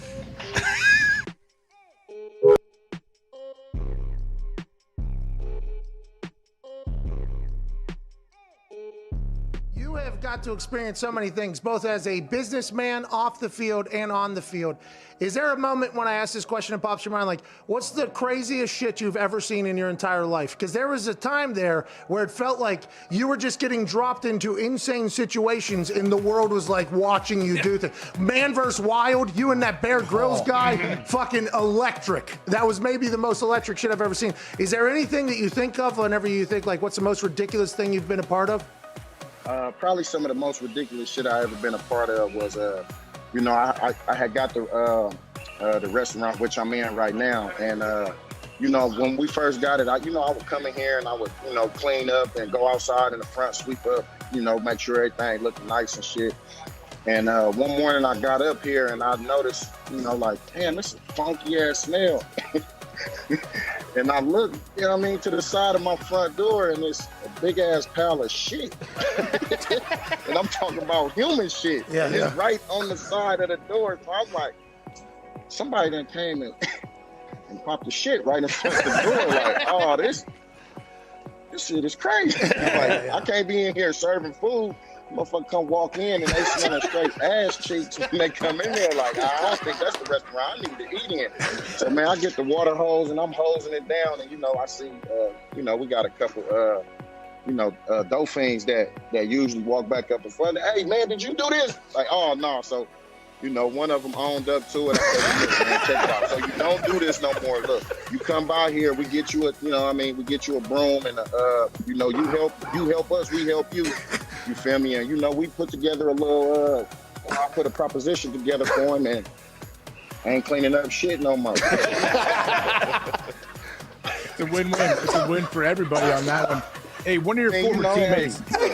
Yeah, hey, everybody wins. You're helping the people, man. That's awesome. That's why people love you. But hey, one of them owned up to it. Just a line of questioning. The line of questioning. His name was Willie. Willie owned up to. Matter of fact, he just left out. He saying sweeping up. He like, hey, what's up? Oh boy, I've been looking for you. You feel me? Okay. Yeah, we bust down together up in the front of the restaurant to get it all cleaned up and everything. Hey, you're helping people. Hey, Willie went from shitting outside to working inside. Let's go. Yeah. All right. Let's go, Willie. Let's go. Give it up for my boy Willie, man. Can we take a moment of silence for the first 2 to 3 years of Zach Wilson's career? Because all he's got going for him is Bob Saleh. That's it.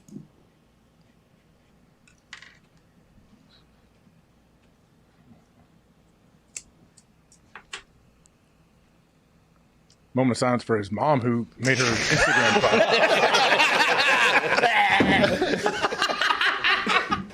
That's what I thought we were doing. That's what I thought we were doing. Let's go to Chris and Indy. What's going on? Mrs. Wilson. Hope everything's all right. Yeah, she jumped out there, right, with some hot takes, and then... She got a fake mask she wears. She does not like Hooers. Not a fan of Disney. She doesn't like Or Disney Snapchat. or Hooers. Oh, there's going to be a bunch of Hoovers running around Zach. She said enough of it. Not on that Snapchat.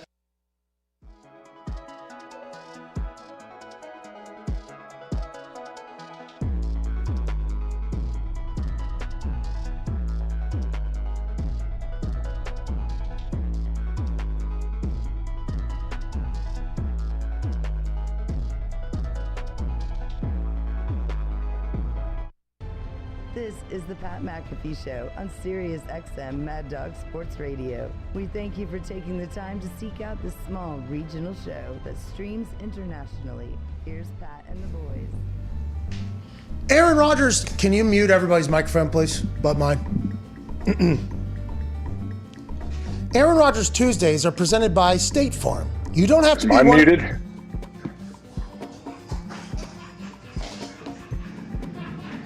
You hear me? We can hear you. Now you're muted. All right, thank God. Thanks for bringing a light in there so it doesn't look like you're fucking down in Guantanamo, dude. Aaron Rodgers Tuesdays are presented by State Farm. You don't have to be one of the greatest... They're not gonna like this. Listen, we've already got a lot of feedback from these people, all right? All right, please. Aaron Rodgers Tuesdays are presented by State Farm. You don't have to be one of the greatest quarterbacks to ever play the game to get in on the surprisingly great rates from State Farm. Whether you're playing at Lambeau or getting your fantasy team ready to go, State Farm has you covered with surprisingly great rates for your car and home insurance. Like a good neighbor, State Farm is there. Get a quote today.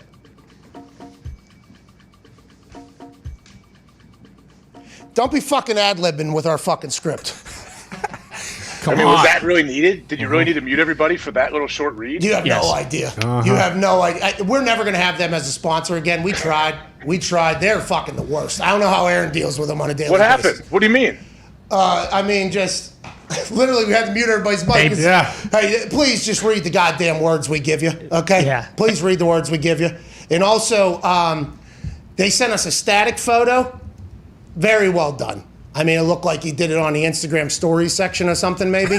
And we're like, okay, we'd like it to maybe come alive a little bit. So Zito kind of spiced the thing up a little bit. We don't have time to approve that. Okay, all right, fuck off, State Farm. All right? Good run. And that's over. Good run. Good run.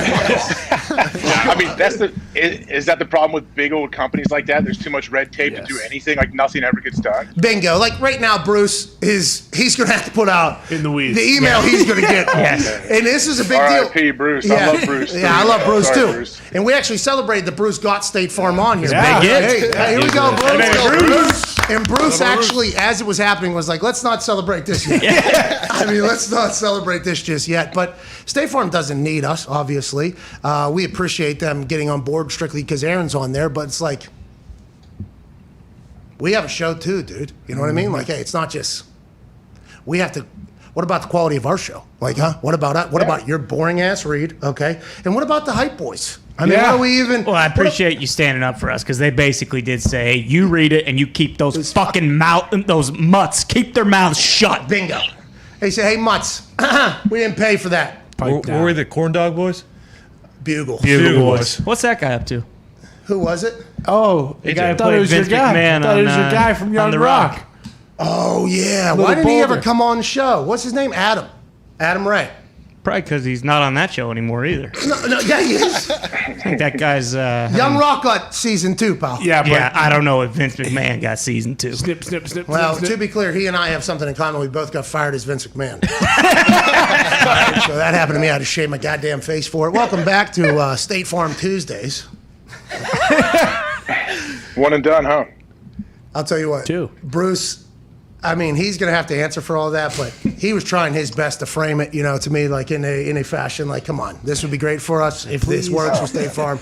And there was just no chance of it. I mean, Hey, I get it though. Like, you understand more than anybody. Like, I understand a company wants, like, hey, can you somehow stick to the message? But when you like meander and you throw your own stuff in there and the boys jump in, it not only gives them more time to that company, but it also makes it more fun and everyone would be more apt to listen to it. Well, that's actually what Bruce said. He said, most companies, like a 2.5, 3 minute ad read for them. Okay, that was only supposed to be 15 seconds. They'd be happy, but they just kind of want us to just stick with the thing. Hammer it home. I'm like, okay, sounds good. Whenever you send that to a network that the networks can just tell you what the demographic is and what works or whatever, like that's a good idea, okay? But we these are our people. Like, literally, these are our people. Why wouldn't you want us to just potentially do it? And that's because out with the old, in with the new at some point, and that's just kind of how this is going to go. I mean, that's just kind of how it's all going to go. I mean, I had a guy tell me that I was lucky that he texted me and he could teach me a thing or two. Kid, is what he told me. Okay. I need to know who that is. Yeah, and you know that my response was epic, by the way. I would like to let you know. What's his name rime with?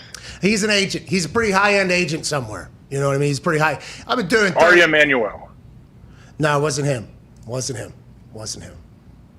He could teach you about what? Wait, what's he teaching you? Well, I could potentially get on like the Talk or the Chew or something like that with a little bit of guidance and helping me. The Chew? Is that a show? Probably. I believe the Chew is a show. I think it's like the Red Table. A little bit of their guidance, this guy's guidance, a little bit of help. Wait, the Talk? Is that the show with Sharon Osbourne? You're going to go on there? Yes. Yeah. Well, maybe, possibly. If You'd be really if I good could there. upgrade. He's right. That guy's smart. You would be very, very good. Well, you questioning his intelligence, by the way, is exactly what I did in my text message back to him. And he said, just one call could change your entire life. And I said, I already found out you were stupid from 2 text messages. I couldn't fathom how dumb you would be after a phone call. I have things to do. Have a good one, pal. And then he came back and kidded me. Like, hey, kid. Is he trying to be your agent? He trying to take over your agent? That's what he was trying to, yeah. Oh, yeah. I ain't So doing did your agents. agent go fight him? No, I don't do agents anymore. I'm not doing agents. Oh, okay. I don't want anybody Good, speaking yeah. for me anymore. I don't I'm want with anybody you. speaking for me anymore. I am with you. I appreciate that. Me too. I don't want anybody speaking for me anymore, all right? And I don't want this 18 fucking page contract either, okay? You might have been able to do this before with when, there was other people in there. I want 1 page. I'm going to do this. You're going to do this. We won't do this. If this happens, fuck everybody. All right, sign. Let's move on. I'm trying to change the game here. It's going to backfire completely, okay? There's been a certain way things have happened and gone for decades at this point. Decades and maybe even centuries, to be honest.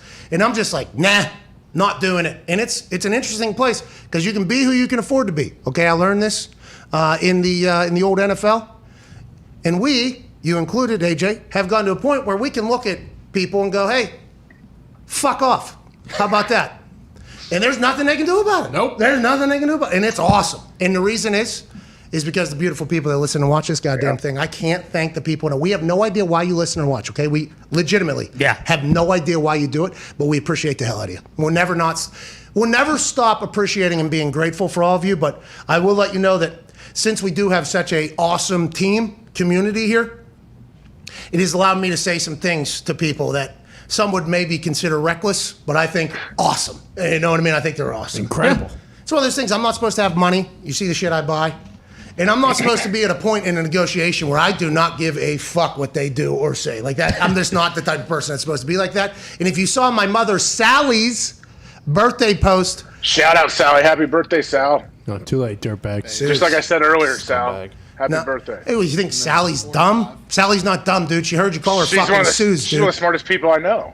Well, I don't know if that's true either. Like, let's fucking take it easy. My mom's a sweet soul. I don't think she's winning any fucking, Jeopardy bowl. All right, let's go ahead and take that easy. But I love her. You calling her Suze was unbelievable. But that last slide, I don't know if you saw the Instagram post. It's literally her doing this to my phone. Sally taught me at a very young age, some people just need to be told to fuck off, man. And I've kept that with me. My mama gave it to me. I am so sorry. But now we're at a different level and different people are hearing it who never heard it before, probably. And that's awesome.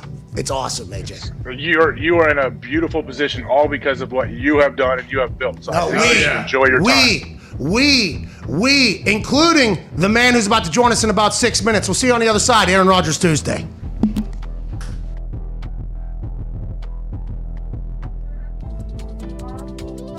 Every Tuesday this football season, joining us, Aaron Rodgers.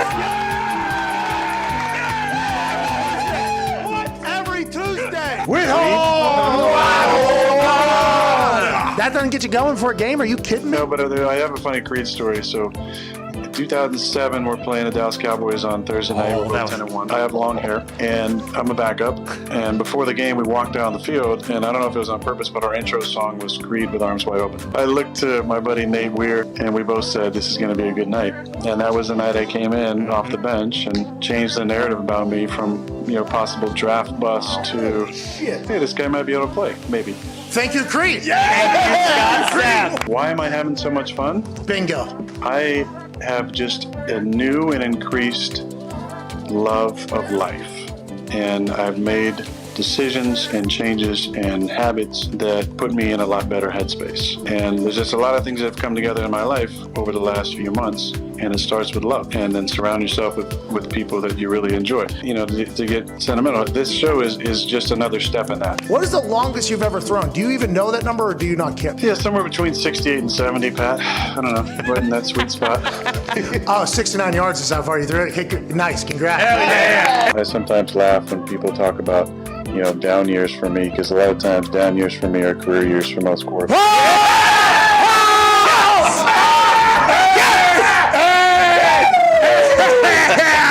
That was awesome! You said in the interview that you would add an extra finger to your scotch drink or whatever? It was a long night. We didn't get home. I didn't get home till like 11:40. Look at how much scotch that is. Is that what you did? It's not that much. That's 4 fingers, dude. You said you normally do 3. That's 4 right there. But you have those fat sausages. Why is football the greatest sport on earth? One main reason. It is a true team sport. The love is not just about our sport. It's about competition. I think there's nothing in the world for me that fills that need and that hole I have like competition. Yeah, they wouldn't show it because I play for the Packers, but I had a pretty sweet no-looker to Devontae on the last drive that kind of set up for a few plays. I'm so thankful Patrick Mahomes brought that into the NFL. I know. Yeah. You know what I mean? Good for him. Yeah, I know. It's just none of us been doing it for long. A guy who probably doesn't get anywhere near the credit. We're doing shit like that all the time. He wears number 9 and plays in Detroit. There's a massive water pipe out there with vitamins, and I've been going pretty ham at that. Maybe that is the problem. Hey guys, it's a plant, bro. That's all it is. That's all it is. That's it. A couple people, one college kid, took a shot at my swag. We know. We know. We don't like that kid. Swag is just like the clothes I wear or whatever. No. A swag is a mentality. Swag is a mindset. Swagger isn't that you have a Supreme backpack on. True swag is owning your inner essence. It's a mindset. A lot of you guys are just posers. I am very thankful for you guys for this show, for the opportunity to have this Tuesday. I'm not going to say that it's the reason why we've played so well and I've had a good season, but I can definitely say that it's been a positive contributor the entire year, and I do have a lot of thanks and gratitude for that. Aaron, thank you, Aaron. Thank No, don't you thank no. us. Thank you, Aaron. Okay, thank you for coming on the show. We appreciate you on here. I feel like I've learned so much about not only you, but life and football. Do you have any hilarious interactions with fans? Anybody ever say something just absolutely despicable to you? There's been a bunch over the years. I think the rowdiest and the biggest trash talkers and the funniest trash talkers are in Philly. Oh, yeah, me too. You know, one of my idols growing up was Alex Trebek. They're doing some guest hosting spots, and it's going to be released here pretty soon, but I have the opportunity to do one of those. Let's go! I am so thankful you joined us, man. The mustache looks incredible, and the fact you're wearing that shirt, I am eternally grateful for, pal. Well, yeah, we might as well drop some bombs on this show. You know? There's no scrubs out there. Have you watched the film on the game yet? Will you watch the film? Yeah, I think like 4:20 on Saturday, probably p.m.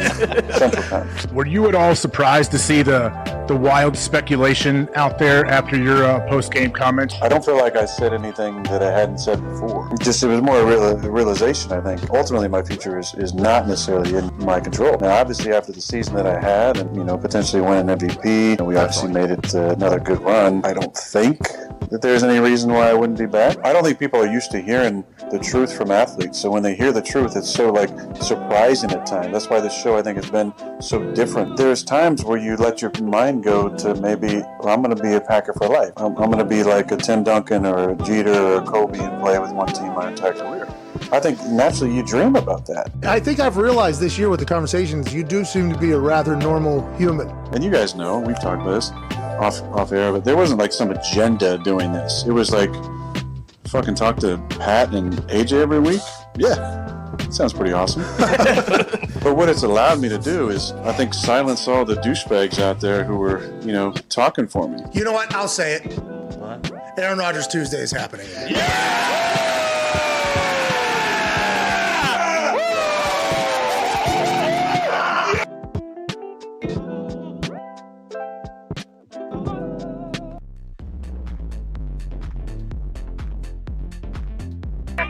The Pat McAfee Show. There'll be no rules for our guests, for us, for the things we can talk about. Yes, speaking his mind. I've never had a problem expressing my opinions or my thoughts or anything like that. While being relatable. I haven't had that manufactured fake-ass celebrity that a lot of people have whenever they go on those big networks. I've had a chance to really build my crew, build my following, build my audience. And ridiculous. What am I supposed to do? So I'm supposed to look at something that I can definitely afford and say, nah. Is that what I'm supposed to do? The Pat McAfee Show starts in 3, 2, 1. Welcome back to that show on this beautiful Aaron Rodgers Tuesday, September 14th, 2021 years after zero. Happy birthday, Sally McAfee. Let's get to it. Yeah! AJ Hawk is joining us, no longer from Guantanamo, but a hotel in LA. He had a yuppie event to attend. Mm-hmm. We can't thank him enough. We missed you yesterday, AJ Hawk. You college football national champion, you Super Bowl champion, you all-time leading tackler in the Green Bay Packers history. We missed you, AJ Hawk. Thanks for ruining the State Farm ad earlier. Yeah, I'm sorry. I didn't know there was such tight restrictions on that State Farm ad. But I know Ohio State got beat by Oregon. It was tough. I know we're not a college show. People were asking me questions, but we're on to next week, right? For the Buckeyes, I guess. Got to beat Tulsa now. Hey, that drum major eating concrete. Oh, boy. I mean, it's tough. Because that's a big one, too, right? Because he comes, and then he goes right to that eye, and it's like, I did it, right? He does like a full thing, a backflip. So all eyes in the shoe are on dude, right? Yeah. Like, this is a big deal. Look at I've never seen him fall. I've never seen him fall before. It's a shame. He doesn't dot the I, but he does. He bends back, touches his head on the ground, like all kind of. It's a huge moment for the stadium. Duck-footed. Incredible athletes. Some of the drum majors, by the way. I'm not saying all of them are. I'm not saying this guy isn't a great athlete. Sometimes you can get a little ahead of your skis. Yeah. Okay, you can get a little ahead of your skis sometimes. That's going to happen in life. But there are some drum majors out there that, I mean, they'll hit standing backflip after standing backflip. It's unbelievable. I just thought as soon as I saw that, I wish I could cash out of my minus 14.5. AJ, what was the defensive coordinator doing for the Ohio State Buckeyes? Do we not even know how to play football in 2021 in college, AJ? That's tough, man. They the same like little crack toss got them for 3 touchdowns, I think, when they were playing man matching up. It was tough. From top to bottom, it was a rough game for Ohio State, no question. Well, hopefully the Buckeyes are able to bounce back, and we are maybe having a college football conversation with college football legend AJ Hawk to pass some time as the technology gets set up in beautiful fashion. Ladies and no, not on yet. Oh, jeez, that's why State Farm. Yep. You think he's going to appreciate the State Farm situation, how it's going? Well, his commercial is unbelievable. Yeah. They always have been amazing. Patrick Mahomes also amazing. That's because they're a good neighbor. And, State Farm is there. They had no idea what our show was, I think. They just potentially heard about it, do the whole thing. Hey, read this ad. Then it gets sent back, and it's a 3-minute basic session about State Farm. Don't do this. Sorry, shut up. Just read the goddamn thing. All right, we didn't. Wait, what'd you send back? What do you mean? We have to clip all these ads. So every time you ruin something or say something toxic, we have to clip all these things and send them to the companies we're doing business with. Just me, by the way. Nobody else. Yeah, normally. Normally is. And you. you're always over there in Columbus. Now you're at some yuppie event and you're just spitting toxicity into the goddamn room, and then you just start a fire. Just like Motor City Dan Campbell said, you ever been a bonfire, man? I need you guys to be the gasoline on a fire, man. That's what you are for the entire thing. But anyways, they heard it and they said, just stick to the script, okay? If it's 15 seconds, it's 15 seconds. Joining us now, though, ladies and gentlemen, a man who is the reigning MVP of the NFL. A man who started a book club just 1 week ago. Obviously did not have his greatest football game this past weekend, but there are still 16 games to go. Ladies and gentlemen, Aaron Rodgers. Yeah! What's going on, bub? Hey, I got the light working. That special thing you sent me is working. I'm illuminated now. Let's go! That's what you wanted. Hey, well, it's not what I wanted. Okay, I just wanted you to be able to, rest your arms, because on Tuesday, especially late in the season, you were holding that thing and it looked like, I don't want to be the reason why anything happens to your arms or anything. We just thought, you deserve a chance to take a load off, sit back, have a conversation with a couple guys. You know what I mean? Thank you. Thank you so much, Pat. Appreciate that. All right, let's get right to it. You see AJ, he's in a hotel in Los Angeles. He just got back from the Met Gala thing, and his Wi-Fi will be terrible. I just want to let you know. And it has been already, but we will figure it out as we go. First question, let's get right into this thing. What the hell happened, you think? If you had to just go back and analyze what happened, I know we probably buried the ball, but what the hell happened down there in Jacksonville from your eyes, Aaron? Buried the ball. I know what that's a reference to. Yeah. That's a great reference. Thank you. I feel good about it. Yeah, man, it was one of those days. You play long enough, you're gonna have one of those. We had one of those last year too, so we've had a couple rough ones in Florida, unfortunately. But I got the few text messages that I did get went something like this: "Hey, there was a team that lost 38-3 last year to the Saints that won the Super Bowl."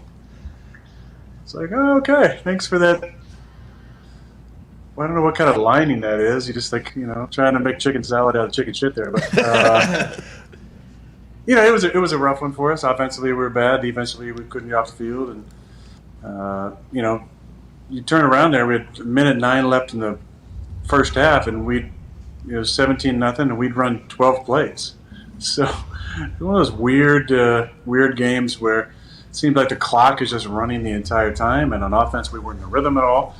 And we came out second half and had a good drive together, and then I threw a pick, and that was basically the game right there. Everything just kind of turned at that point. Hey, what do they do? What does the Saints defense do to make it like that, to make it a rough day? I'm from watching it a lot of times, and we had Matt Castle, the Cast Dog, on before you. Cast Dog. And he said I asked him, hey, is there times when guys just legit aren't open or those windows are tiny? It felt like that watching the game.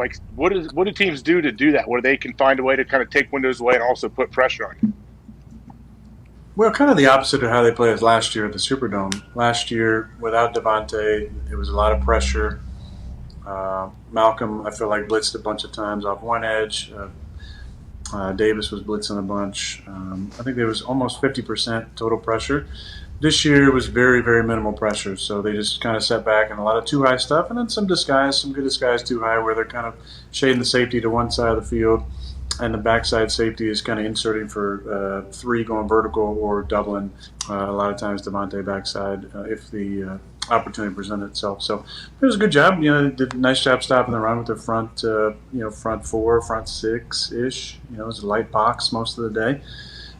So when they're stopping the run with the light box and they're covering to go in the back end, it's going to be a tough day if you can't find those tight windows. I've said this a couple times. I think I actually heard, and I don't know if you said it aloud or not, but whenever you were in your end zone and it was that second one that was caught by the other team, I actually heard, I think, fuck it. Did you say that into a microphone, or how did I hear that? Was that in my head? I heard you say that, or was that actually you? Because I think that was a pass that a lot of people looked at and they were like, that's not what Aaron Rodgers do. Were you just trying to take a shot, seeing if MVS was down there, or did you know maybe this was like a punt if this thing gets picked off anyways? And did you get to the point where it was like, fuck it in that game, which would have been understandable? I'm not saying I wouldn't have said fuck it at one point in my mind, but I don't think it was on that play. No, they were, like I said, they were playing the backside safety there, low on the backside. Devontae had a corner on the backside. I was thinking he was going to kind of stay with him and kind of double Devontae. And when I took my eyes off him, he did a nice shot, went back to the middle of the field, and I obviously overthrew Marquez on that one. I do want to talk about the first one, though. Okay, and yeah. I think that there's have to be multiple ones, but for those of you who went back and watched it or will go back and watch it, I don't like to make a lot of excuses for interceptions. There's some shit ones. There's some, ones you wish you had back. There's some ones that really aren't your fault. That one was entirely due to the double nut shot I took. Somebody will go back and watch it. But I stepped up in the pocket. I was going to throw across my body to Devontae. He was going to shallow cross. And, it's a ball I've thrown in practice before. I didn't feel bad about that throw. And right before I'm throwing it, I took a left kind of clothesline that, A.J. Hawk or Brady Papanga clothesline. And somebody on the right, with a right kind of cross, double nut shot that, I guess I got to overcome that and throw a better ball. That was a painful one. I do. They got their money's worth on that one. Okay, and my last question before AJ and the boys get into this beautiful conversation, there's going to be people with Aaron Rodgers, which is obviously you've been with Aaron Rodgers the longest out of anybody, but anything you do is going to get speculated, criticized, and everything like that. You coming on this show and being this relaxed, people are going to talk about, he doesn't care. The game, obviously, with everything that happened in the offseason, this guy doesn't care. Is there any reason to address those things by you? And if I'm out of line for even asking a question, obviously tell me to fuck off, but that's things that are being said immediately after a performance like that with that offseason. What are your thoughts on that? And what was the locker room, afterwards around you? We saw Bakhtiari, obviously, but what is the team like? Is this a bunker mentality situation, you think, now? No. I think it might be a freak out outside of the facility. I think it's just it's a good learning lesson for us. We can't play like that. We can't start a game like that. I feel like I said after the game, our energy level was a little bit low before the game. We got to do a better job responding to adversity. So, look, there's not much to say. We got our asses beat, by 35 points. We're all frustrated about it, but you just move on. We got 16 more to go. We can't dwell on this one and let it impact this next week. We got NFC North opponent. We got a Monday Night Football game. Any great competitor, is never okay with losing, but I think the response has to be, the thing you set your mind to, or, this is Tuesday already. Monday, yesterday, you watch the film, you flush it, and Tuesday you start moving on to the next opponent. Hey, what about halftime adjustments? You hear people, especially commentators, say, this guy's great at making halftime adjustments.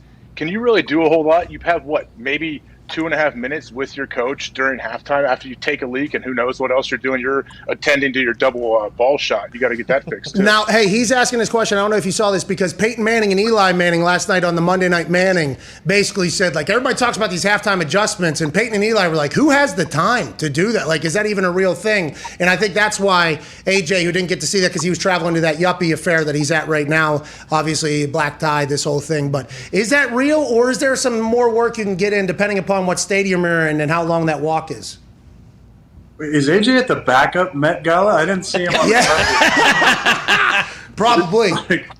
Probably. Backup. Yeah. Look, I think halftime is interesting. I think there's opportunities for conversations, but a lot of time it's the coaches huddle at one point and the players have conversations. So I don't think you get a massive wholesale changes. I mean, a lot of teams might have a first half plan and a second half plan, but I think for us it's just about what little conversations can be had about things that happened that we can adjust to better in the second half, or what did we see from a protection standpoint, from a pressure standpoint, that we have to do a better job at. Because if they hit us with the pressure in the first half, a lot of times they'll probably try and hit us with the same pressure in the second half. So I think those are the most important conversations to have. But massive wholesale changes, I think that's one of those sports talk things that, like Peyton and Eli said, is not, doesn't really happen. Did you watch that at all last night? Per my usual, I had it on mute to start, and then I realized that Peyton and Eli were doing that over there, so I clicked over and enjoyed that a lot. Those two, I mean, they've been trying to get Peyton on there forever, and it's nice to see those guys. They got a good rapport with each other, and it was good having those guests on there as well. Peyton's going to be watching film like he's you for this upcoming Monday Night Manning. That's what it felt like he did. He watched film as if he was the Raiders starting quarterback. He even reached out to a couple of the coaches to hear what plays we were running. Then he did the same thing on the Baltimore side. And watching him go through that game, I assume it's pretty similar to how you watch a game. Is that accurate? Like, it's hard to watch games as a fan once you become like this incredibly cerebral, successful quarterback. Is that how you watch every football game, the same way Peyton does there? I think so, and the thing that I enjoyed was actually from Eli when he was commenting about the people in the crowd. I mean, that's him and Peyton talking about, some of the folks in the crowd, like the big dude had the shirt off and stuff. Like, that's that's kind of how I watched the game too. But I feel like they dispelled some myths of watching the game. I'd have to think about it. But just in the moment, they were saying things that some sports analysts will say things a certain way to make it seem like they know what they're talking about. But watching those two guys, like that's how we watch games. It's ball. It's not that like crazy up and down. You're kind of looking for similar things and thinking about the same type of things like Peyton was talking about. Getting the ball to wall. Big tight end and him marveling at the way Edwards came through in the fourth quarter. Like, that's how we watch a game. Like, you're watching individual players and situational stuff, and I thought it was brilliant. And if I'm around and watch Monday Night Football again, I'll probably watch those guys. I think a lot of people are going to, and I think the Mannings currently have the ESPN like in quite a predicament money-wise. Yeah. I mean, that's going to have to be something, and I can't thank, obviously, Aaron Rodgers joining us right now. Ty, go ahead, pal. Aaron, you mentioned a couple people talking about the Saints beating the Bucs last year, 38-3, and obviously them going on to win the Super Bowl. The last time you threw 2 picks in a season opener was 2010. You guys ended up winning the Super Bowl. I assume you knew that, and that's why you decided to throw the 2 interceptions. Is that the case? And also, you mentioned getting hit in the nuts, and you took a couple shots. How do you feel physically today? I feel good. I don't think I took that many shots. One of my first days playing football in 8th grade, I wore a cup. Now, that was my last day wearing a cup. I don't think I'll be doing that again, but definitely thought about that after that. Hey, big one. Get a big one, obviously. But I'm just saying. The Duke. It's called the Duke. It wraps all the way around. But to answer your question, I didn't remember that at the top of my brain until I also was texted that by a friend. So, I got about 6 texts.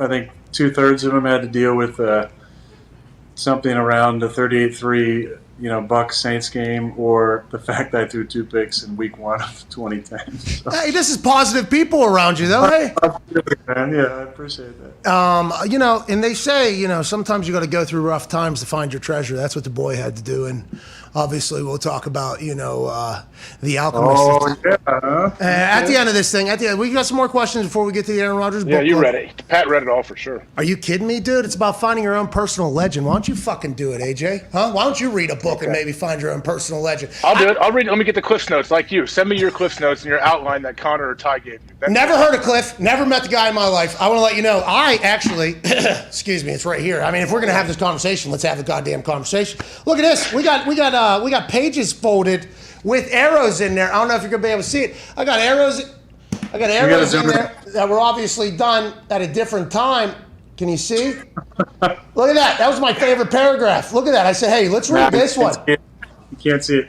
Yeah. I'm doing. He ran his fingers slowly over the stones, sensing their temperature and feeling their surfaces. They were his treasure. Just handling them made him feel better. They reminded him of the old man. That gave me chills. You know what I mean? That gave me absolute chills. And we'll talk more about this at the end. There's still some more football questions, but thank you for recommending this one. Got my nose into the book. You know what I mean? That's right. It was a real page turner. Some people told me they were staring down a midlife crisis after fucking reading this thing, but I'm excited to continue to live my life. We'll talk about it at the end. Go ahead, Connor. Yeah, Aaron, yesterday during that Manning cast, Ray Lewis and Eli Manning talked about this time where they actually had a little conversation back and forth at the line of scrimmage about who the mic was. Have you ever had those with any players on the defense, or is it usually just after the play you'll just talk shit and told them, yeah, I told you I was going to score a touchdown here?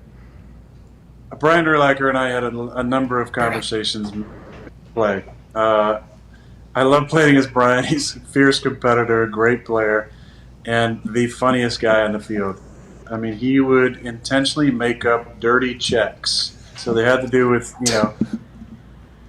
references or slang of private parts or whatever your mind could go to. That's where he would go for his adjustments.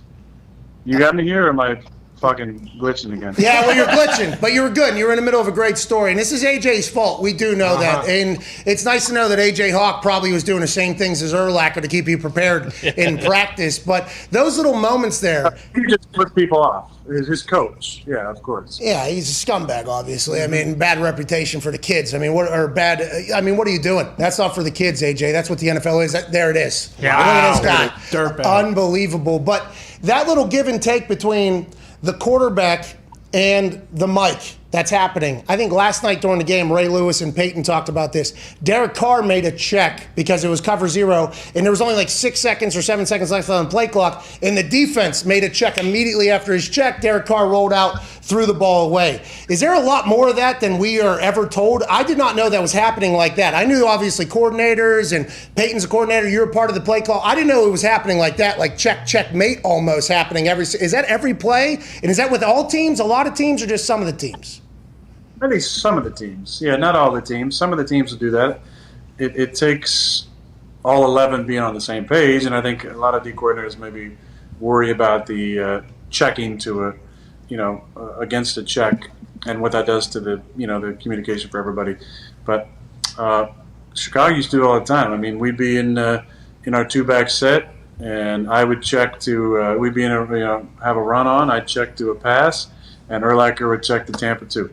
I mean, it just happened, and then I'd throw a check down. Then we'd come back. They'd bring, they'd line up in 59, bring the free safety down. I'd check to double Puma. He would, which is a pass. He would check to Tampa 2. I'd throw a check down. It's like this thing. So I started having to dummy check, and then he would dummy check, and then he would say some crazy shit, and I would laugh, and then all discombobulated, man. It was a good time. That's awesome. Hey, when the floor is the guy in your helmet, right? In the speaker giving you the plays? Yes. And so that cuts off at 15 seconds on the game clock. Is it like common for every team to try to break the huddle with at least 5-10 seconds before that so he can give you some info at the line? I mean, I don't know. I mean, I know that they were doing that at one point in L.A. when the system went in there, but I told him on day one I didn't want that. 15 seconds is there for a reason, but once we break the huddle, I don't need any insight like that. I mean, I don't know if some guys are still getting that. some guys want that, but some guys will, won't they? Where they're like, hey, it's cover 2 now. They got 2 high or whatever. Like they'll make it right before the 15 seconds cuts them off. I don't know. I mean, you have to ask those guys. I'm not asking for Is it. that too much? Is that too much for you? You don't need that in your ear at the line of scrimmage because those 15 seconds when you figure out what you're doing? Yeah, I don't need that. I can read a defense. Hey, a lot of people can't though, right? No, in college ball, by the way, college is insane. College, it's insane now. No, there's no cadences for most teams. The quarterback is not involved in any type of protection schemes, and they're looking over the sidelines to get in during the play adjustments. It's different. Not every quarterback's like. They're like, that's why you've seen certain guys be able to step in and play well in the first few years, but it is different. Okay, so whenever you're talking about protections and shit like that, I think we all saw that you were, potentially not in the best spot, most protected spot. Is that something you and LaFleur will talk about this week and be like, hey, we obviously don't have Bakhtiari for numerous weeks.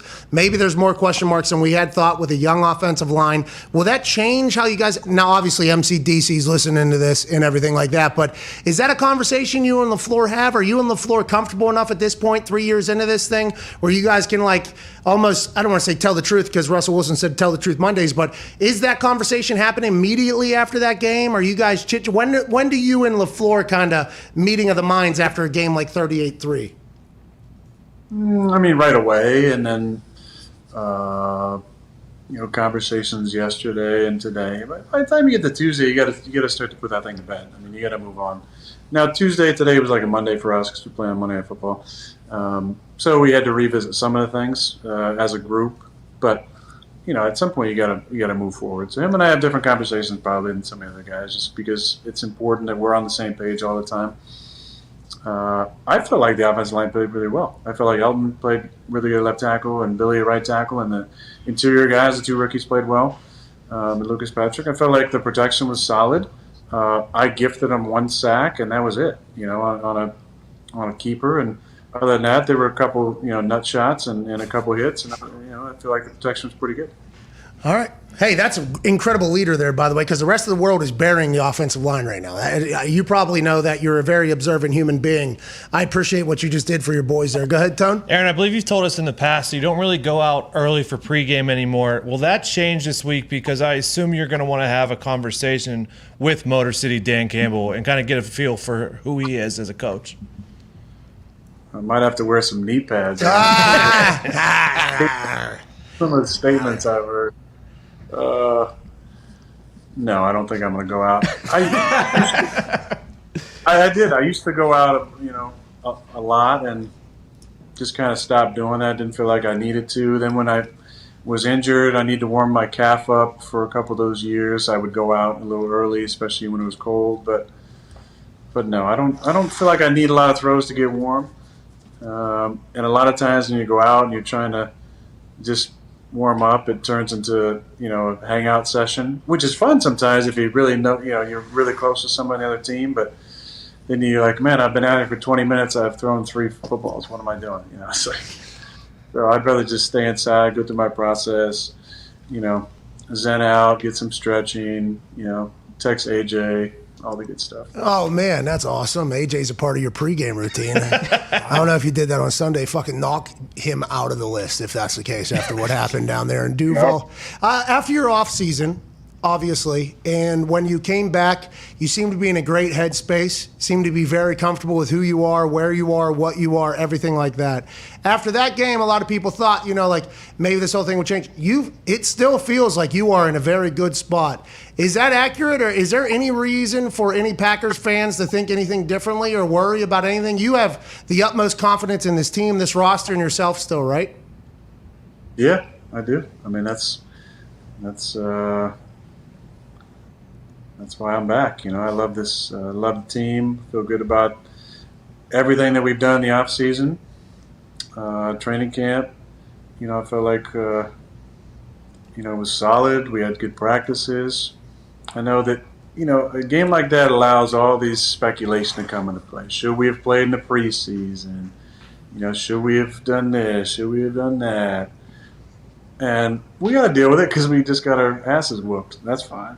But what's going to happen down the line is going to happen, and we know how this thing goes. It's a cycle, and right now we're taking on the chin, which we should, and pretty soon it'll be flipped. So, hell yeah! But me personally, I'm doing great. I'm confident and happy and excited and love these guys. Competitor, like I said, frustrated about my performance and our performance, but this game is about how you respond to negativity, usually more than how you're hailed for your successes. Hey, that's a great quote. And by the way, this ain't no cupcake conversation, by the way.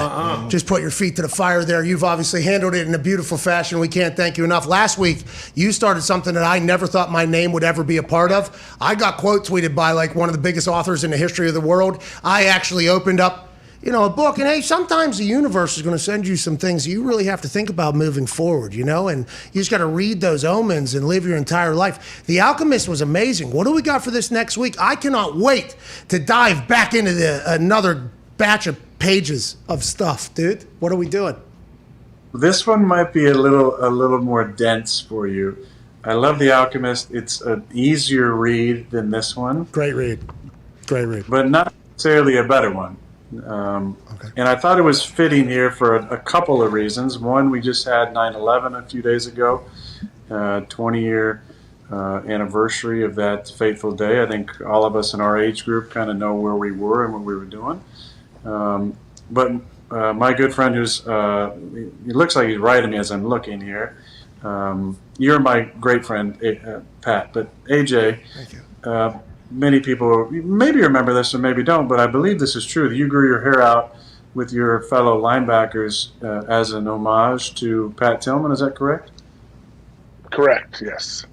That's awesome. So the book that I've chosen this week is one of my legitimate all-time favorites by an author who I've read many, many of his books. He's a fantastic author named John Krakauer, and this book is called Where Men Win Glory. And awesome. See if I can get this here where the lights... Yeah.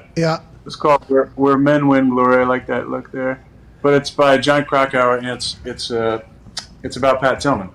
And Pat Tillman is definitely an inspiration to me and so many of us. A man who walked away from the NFL and a multi-million-dollar contract after 9/11 to serve his country with his brother.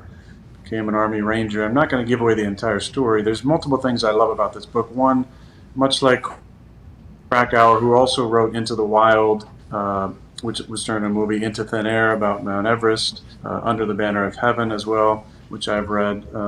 He gives incredible historical context in his books. So if you love history, he does a great job of telling you the history of Afghanistan, and it's very relevant today as we've just pulled out of Afghanistan, obviously. And he talks about the 70s and the 80s in the USSR and their attempt to kind of take control of that region that's so resource dense and not just, opioids and poppy fields, but it actually has a ton of, trillions of dollars, I believe, in resources. And Krakauer does a great job of breaking that down in his book. But more importantly, the story that really hits you, and I know you want to jump in there, Pat, I'm sorry, but Well, Charlie Wilson's War, I was going to refer to. Charlie Wilson was a part of that whole thing. I was going to really look smart because a lot of smart people are going to see this, so I wanted to put myself over. But you were in the middle of a great thing, so I shut the fuck up. The best part about it is learning more about Pat Tillman. And Pat, which I didn't know, he's a deep thinker. And he, like myself, kind of grew up in and around the church, but at some point really dove into Eastern religions and meditation and philosophy and journaling.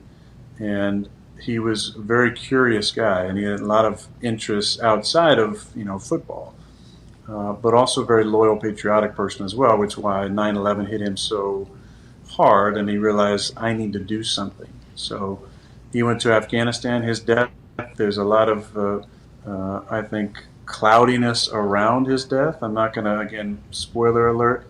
I want people to read the book.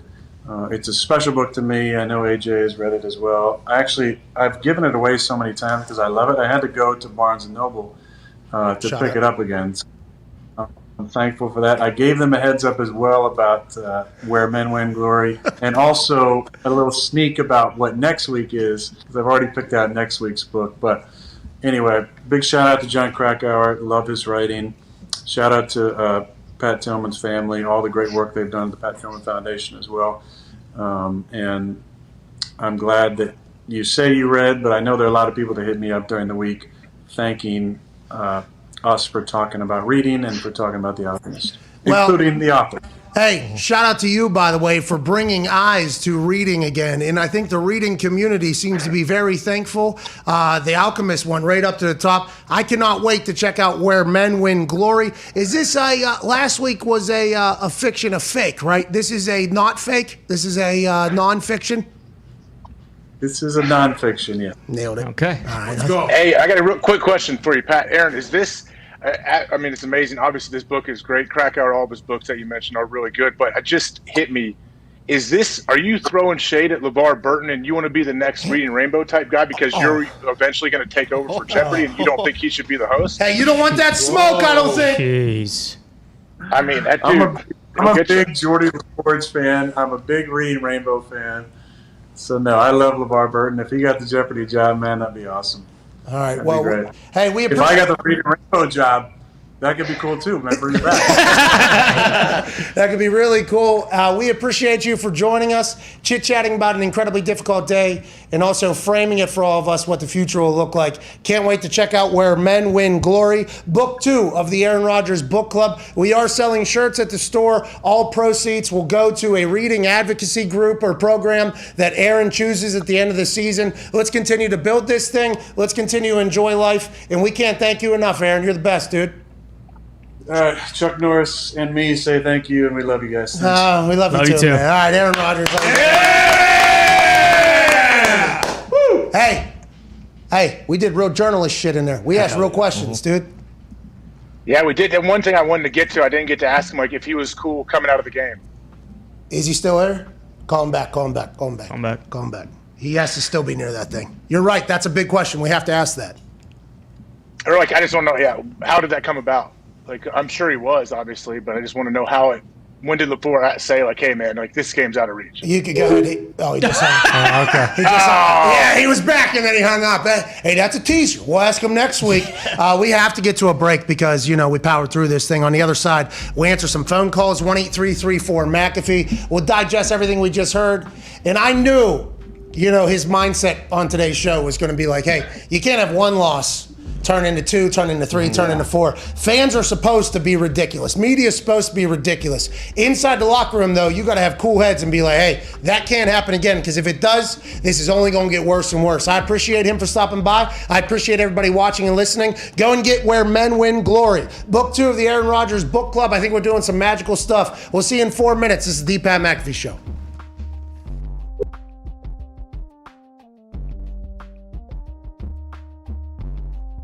Hear everything that was being said whenever you were potentially just from you.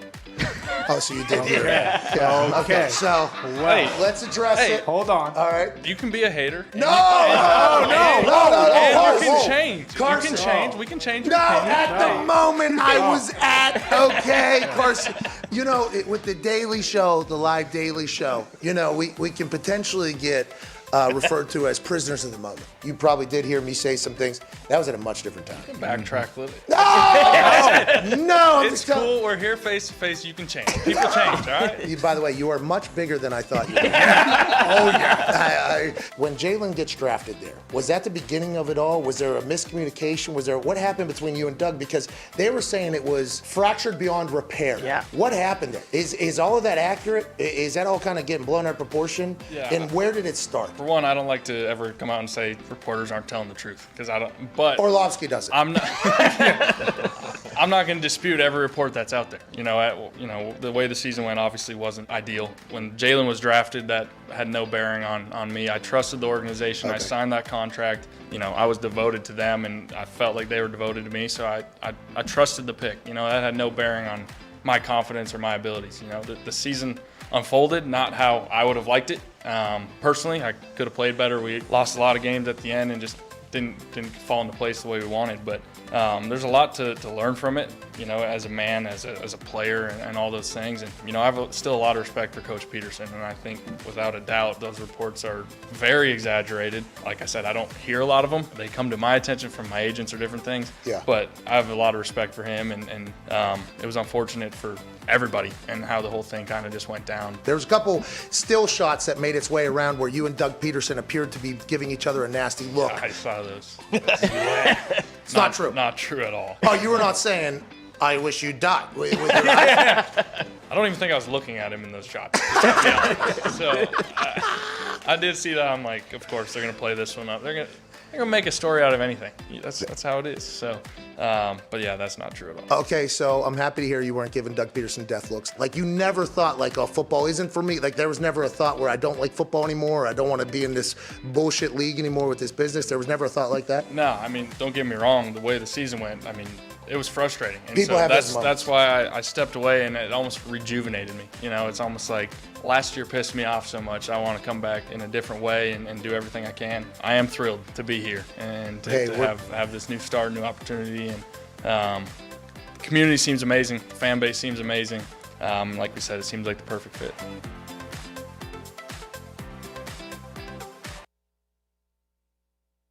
Assume Raj had to walk in there and do a full, you know what I mean? Yeah, curtsy. Hey, we're coming. We're bringing a big sports stooge thing over here. Is that okay? Yep, deal. Perfect. Let's get some tea. Let's get the fuck out of here. How do you think that went between Raj and Clean? You think she liked them? Yeah. I bet she liked him. She probably knows a lot. Like, what if she's sitting there and then all of a sudden she's like, so what about Deshaun Watson situation? What about Deshaun Watson situation? What about Deshaun Watson situation? Huh?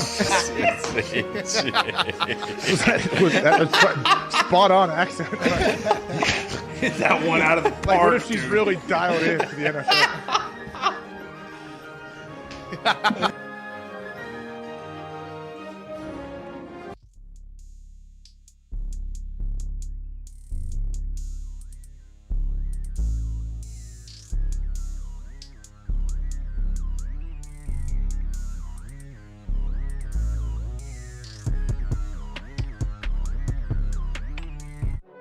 Every day is game day for these guys. It's showtime on the Pat McAfee Show. Welcome back to that show here. Aaron Rodgers, Tuesday, September 14th, 2021.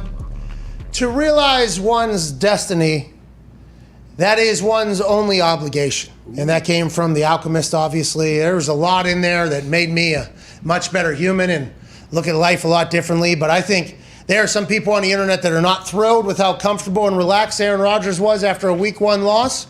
And I think what everybody needs to realize is that's exactly how he was last year after a loss as well. Yeah. I think that's just how he is. He's moving forward. AJ, did you take anything away from that conversation? You know him a lot better than I do. What was your read on him? I'm not surprised in how he is, how relaxed he is.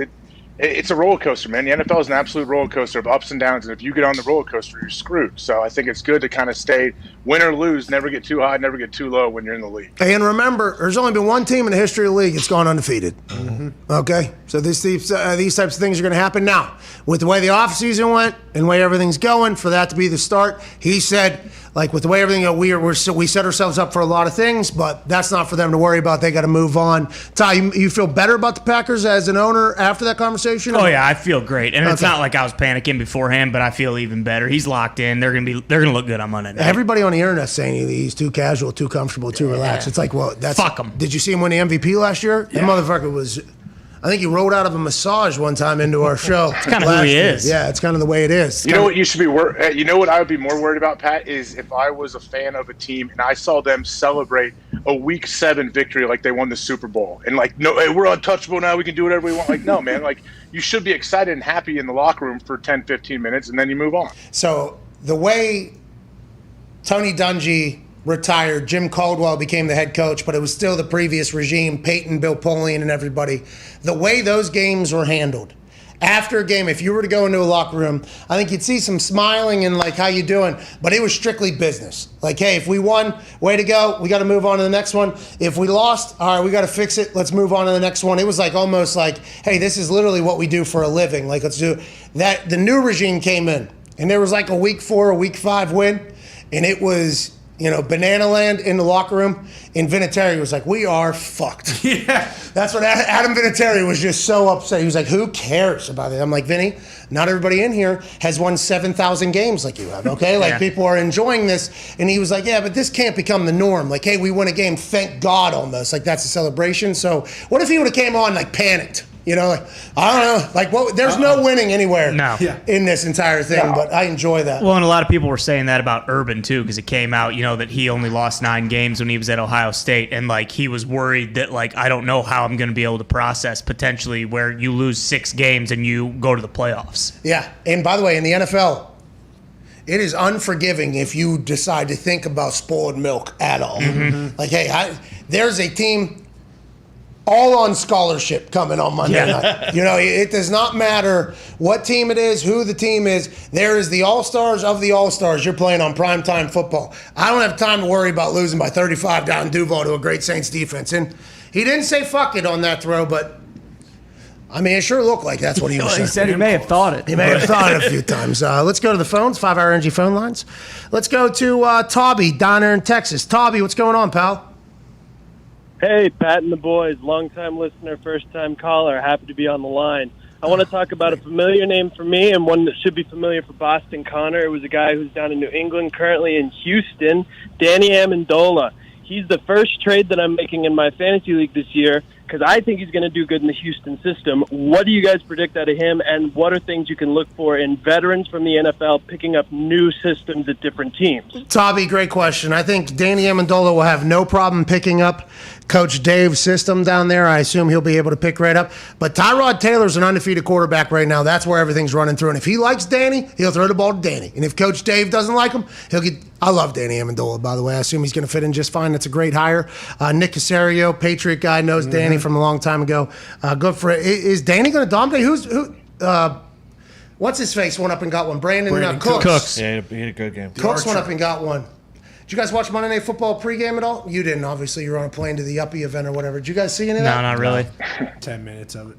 Chris Berman did the fastest 3 minutes or whatever. Oh, it's back. Yeah. I mean, Chris Hogan caught a touchdown for the Saints, right? Yep. Hogan caught a touchdown. He's been out of the league, 3 years? He was playing professional lacrosse. How was he? Was he good at lacrosse? Did his team win? Oh, Hogan, I do believe, did not get drafted in the PLL draft. What are you talking about? They made a big deal out of it. Signed somewhere. That's unbelievable. And they didn't even draft him? He did not get drafted. It was a bummer. But hey, he scored This touchdowns is on Sunday. This is like IndyCar. Okay, IndyCar had like 4 drivers that were known. And IndyCar here in Indianapolis, this is a very niche thing. Nobody knows it exists other than in Indiana. It's awesome, by the way. These motherfuckers strap themselves to rockets and fly around. They go so much faster than NASCARs. It is unbelievable. But they have quite an issue with anybody knowing who the fuck anybody is. Right. At one point, they had like 3 drivers who were very popular, and somehow the season started and none of them had cars. It was like, what are you guys? Are you even trying to do anything? PLL not having Chris Hogan draft his ass. Yeah, can't have it. Bullshit. I believe the Canyons ended up signing him, but no one wanted him in the draft. He had a chip on his shoulder, and he decided, you know what, I'm going back to scoring touchdowns on Sunday. Is that really what happened? He said, I want to rip some twine. They won't even draft me to do this thing. There was a real video of them filming him during the draft. Last pick goes through. He says, turn this shit off, and he got back to work. Because they were even like pushing him like marketing-wise, right? Oh, yeah. Hey, we got a football player who's played lacrosse. He's coming from the NFL. Super Bowl champion. Yes, exactly. And then for some reason, nobody would use the pick on him. It was a storyline in the PLL for sure. Who's the handsome guy? Paul Rabel. He's probably furious with you. Like, what are we doing? Nobody's going to draft this guy. What the hell are we doing? That's how the Cannons ended up picking him up, Rabel's team. Possibly former team. Rabel gets it. Mm-hmm. I didn't get drafted at PLL either, by the way. That's bullshit. See? They don't get it. And I would like to know that our school didn't play that yuppie sport. Just want to let everybody know. Mountaineers? No. I bet they do. I bet they do now, Pat. Plum High School does not have a lacrosse team. They will never have a lacrosse team. Yeah, Do you know that? Lacrosse is popular in eastern PA. We don't have a lacrosse team, right? Western. We do have a lacrosse team. Plum High School has one? Fuck. Let's go. Let's go Mustangs. All right. Hey, the Mustangs lacrosse team, they'll throw those sticks around now. Oh, yeah. Heavy hitters. Hey, they'll swing that thing. I mean, let's not get crazy. They're a gritty bunch out there for sure. Let's go to Rob in the Bay Area on the 5-Hour Energy. Never have a team. They'll never have a team, though. I thought I knew the place, but let's go to 5hourenergy.com. Use promo code McAfee, get 10% off your order. There will not be any lacrosse sticks available, but there will be 15 flavors of 5 Hour Energy. My God. Yeah, they are incredible. They are delicious. Rob in the Bay Area, what's going on, pal? What's up, Pat? What's up, boys? Thanks for allowing me to be a part of the show today. Oh, man, Aaron Rodgers Tuesday, only better with Rob from the Bay. What do you want to talk about, pal? Oh, man, that's love. Shout out to you guys. Positive energy. I appreciate it. Same to you guys. It's going to be a wonderful fucking week. I know one thing's for sure. 2 things are for certain. 1, happy birthday to your mom, Pat. Thank you. Shout out Mrs. McAfee. Happy birthday, Sal. Moms are Shout out, number one. Sal. Man, you know, man, we make, I am caveman, but women, they do something different. They fuel the soul. They develop human beings, and they make the world go round. So shout out to all moms out there. Yeah, shout out moms. Hell yeah. Moms. Thank you. You want to do a double bird to them? Go ahead, AJ. Shout out Sally. And the moms. And all the moms. And my mom. My mom's birthday. My mom's birthday, birthday is in Sally. October. Shout out her too. AJ, why you keep sabotaging the show, man? Shout out to Rob. I appreciate it. He's a Raiders fan. I love do Rob. believe he was going to get into that. That Raiders team was awesome to watch last night. Darren Waller, John Gruden called him the best football player he has ever seen. John Gruden's been around football, forever? Yeah. And even the Fired Football Coaches Association of America, he was watching film on everybody when he wasn't even coaching, when he was just in Monday Night Football. He's like, this guy is the best player we have. In the pregame show for Monday Night Football, they were running it or whatever, and they did an entire piece on Darren Waller, obviously about gratitude and everything he has overcome. And I guess the story actually goes that he went to the Ravens, drafted the Ravens out of Georgia Tech. Obviously, he overdosed, I believe, in his car. They sent him to rehab. He came back on the other side of that. He was on the practice squad. He was working out for the Ravens, and they were playing against the Raiders. And then the next day, he was working out before the game. The next day, he got picked up by the Raiders, and he goes over to the Raiders, and John Gruden says, we ain't got anybody fucking built like you on this team, dude. So they just watched him warming up, and they're like, I don't know what that is, but we would like that on our team. And ever since then, it's just been off and running. What a stud. What a story of perseverance. And I'm happy that Derek Carr's like, every single drop back, it felt like he's like, all right, where's Darren Waller at? That guy is going to get open. That's a smart move. Henry Ruggs had a couple catches, and I think if I'm a Raiders fan, you got to be pretty pumped up about everything that's going on over there. I don't think so. I mean, when you have a guy like Waller, I mean, is he? He's kind of like a Kyle Pitts guy, isn't he? Where the matchups that he creates, it just seems so difficult. I mean, like physically, how he physically moves his body, everything. Yes, he's like a George Kittle, a Travis Kelce. Uh-huh. Kyle Pitts might be incredible. Kyle Pitts might be incredible, but I am. This is just like all the people on the internet. Physically, I'm saying physically, how he moves, how he's built. All right, I got it. Yeah. Like a wide receiver, feet like a wide receiver, body like a tackle. I mean, it's an unbelievable thing. That's why that tight end U is so amazing, because it's a collection of all these freaks, basically, that can just do so many good things. But I no offense, Kyle Pitts, we just can't become a show with a platform that says that some rookie, not that Kyle Pitts is just some rookie, okay? He was the first tight end drafted in the top 5 since like 1967 or something like that. And I think Ditka was the last one that did it. He might be a superstar, but it's tough to make it in the league. It is tough to make it in the league. So that's kind of where I'm at in that whole thing. I hope Kyle Pitts one day be able to say, hey, I'm like Darren Waller or whatever. We all hope for that, but that Falcons team might stink down there. Speaking of tough to make it in the league, how do you think Tim Tebow is going to be as an offensive coordinator at USC? Is the internet heating up louder about Urban Meyer going to USC? Is that what's happening? No, you were just talking about tight end. You and I just remembered how all the tight ends were mean to Tim, like Rudolph Red-Nosed Reindeer, and they didn't invite him to play tight end games. And then one foggy Christmas Eve, Tebow came back. Yeah. This is my birthday. Jeez. Yeah. He was kind of like Rudolph Red-Nosed Reindeer. They didn't invite him to tight end U. No. Messed up. Tight end U, by the way, his publicist did shows every other show but ours for Tight End U. Oh, interesting. We did put in an early request. I'm sure I won't remember that. Let's go. Wait, for who? Tight end U. Any of them. They're literally on every show whenever they're down tight end U, except for this one. I'm sure they would have come on. I'm sure multiple of those guys would have come on. Yeah, I agree. I actually messaged and texted a couple of them like, hey, you guys want to stop down? We'd love to promote the thing. Yeah. We got a guy handling it or whatever. And then tight end U came and went, and we saw him on every show. But this one, I'm like, I won't remember this. I'm sure. No. I'm sure I won't remember this. This isn't something I'll... Forgotten already. Yeah, I don't even remember that happened. Nope. You know what I mean? It was pretty cool, though. I mean, there's a lot of fucking hilarious dudes at tight end. Yeah. I mean, that is maybe the greatest collection of athletes that we have in this entire world. Several friends of the show as well. Hammering beers, by the way, they said down there. Hammering brew. What are you doing? What's going on? Robin Bay Area was right. Your internet's dead. Upgrade to the premium internet, not just the free one you get. Now we're back. My AirPods flipped off. I don't use AirPods ever. They're the only things that'll connect to a laptop. Your Raycons won't do it. Oh, yeah, I agree. I love the Raycons, but also your AirPods flipped off because they saw you flip off all moms earlier. Yeah, that's right. Let's go to... How was that? By telling Sally McAfee happy birthday? First caller, Susie. And then as Rob was saying, like, hey, shout out to all the moms. You just so happen at the same time have double bird on the screen. It's like, oh, this guy... What is that? Despicable. Yeah. Let's go to Roy. That was not it. That was not related. Well, I mean, people are going to take that out of context and think that you double birded all moms. And I'll tell you what, there's Sally. Yeah. There's Sally's answer from all moms to you. From all moms to you, AJ. Happy birthday, Sal. Love you, lady. Let's go to Roboito in New Jersey. Is that really your name? Why is this how Mitt spelled your name, sir? It's me, yo, Daddy Roboito. How you doing, boy? Okay, so I'm supposed to say Roberto. You say Roboito, Roboito. New Jersey, great to have you here, Roboito. What do you want to talk about? Classic water boy. Hey, I just want a little survey. For 100 Bitcoin, would you rather get punched in the face by Mike Tyson, get nailed in the dome by a fastball from Randy Johnson, or go up the middle against Ray Lewis? And by the way, hey AJ, quack quack. Oh!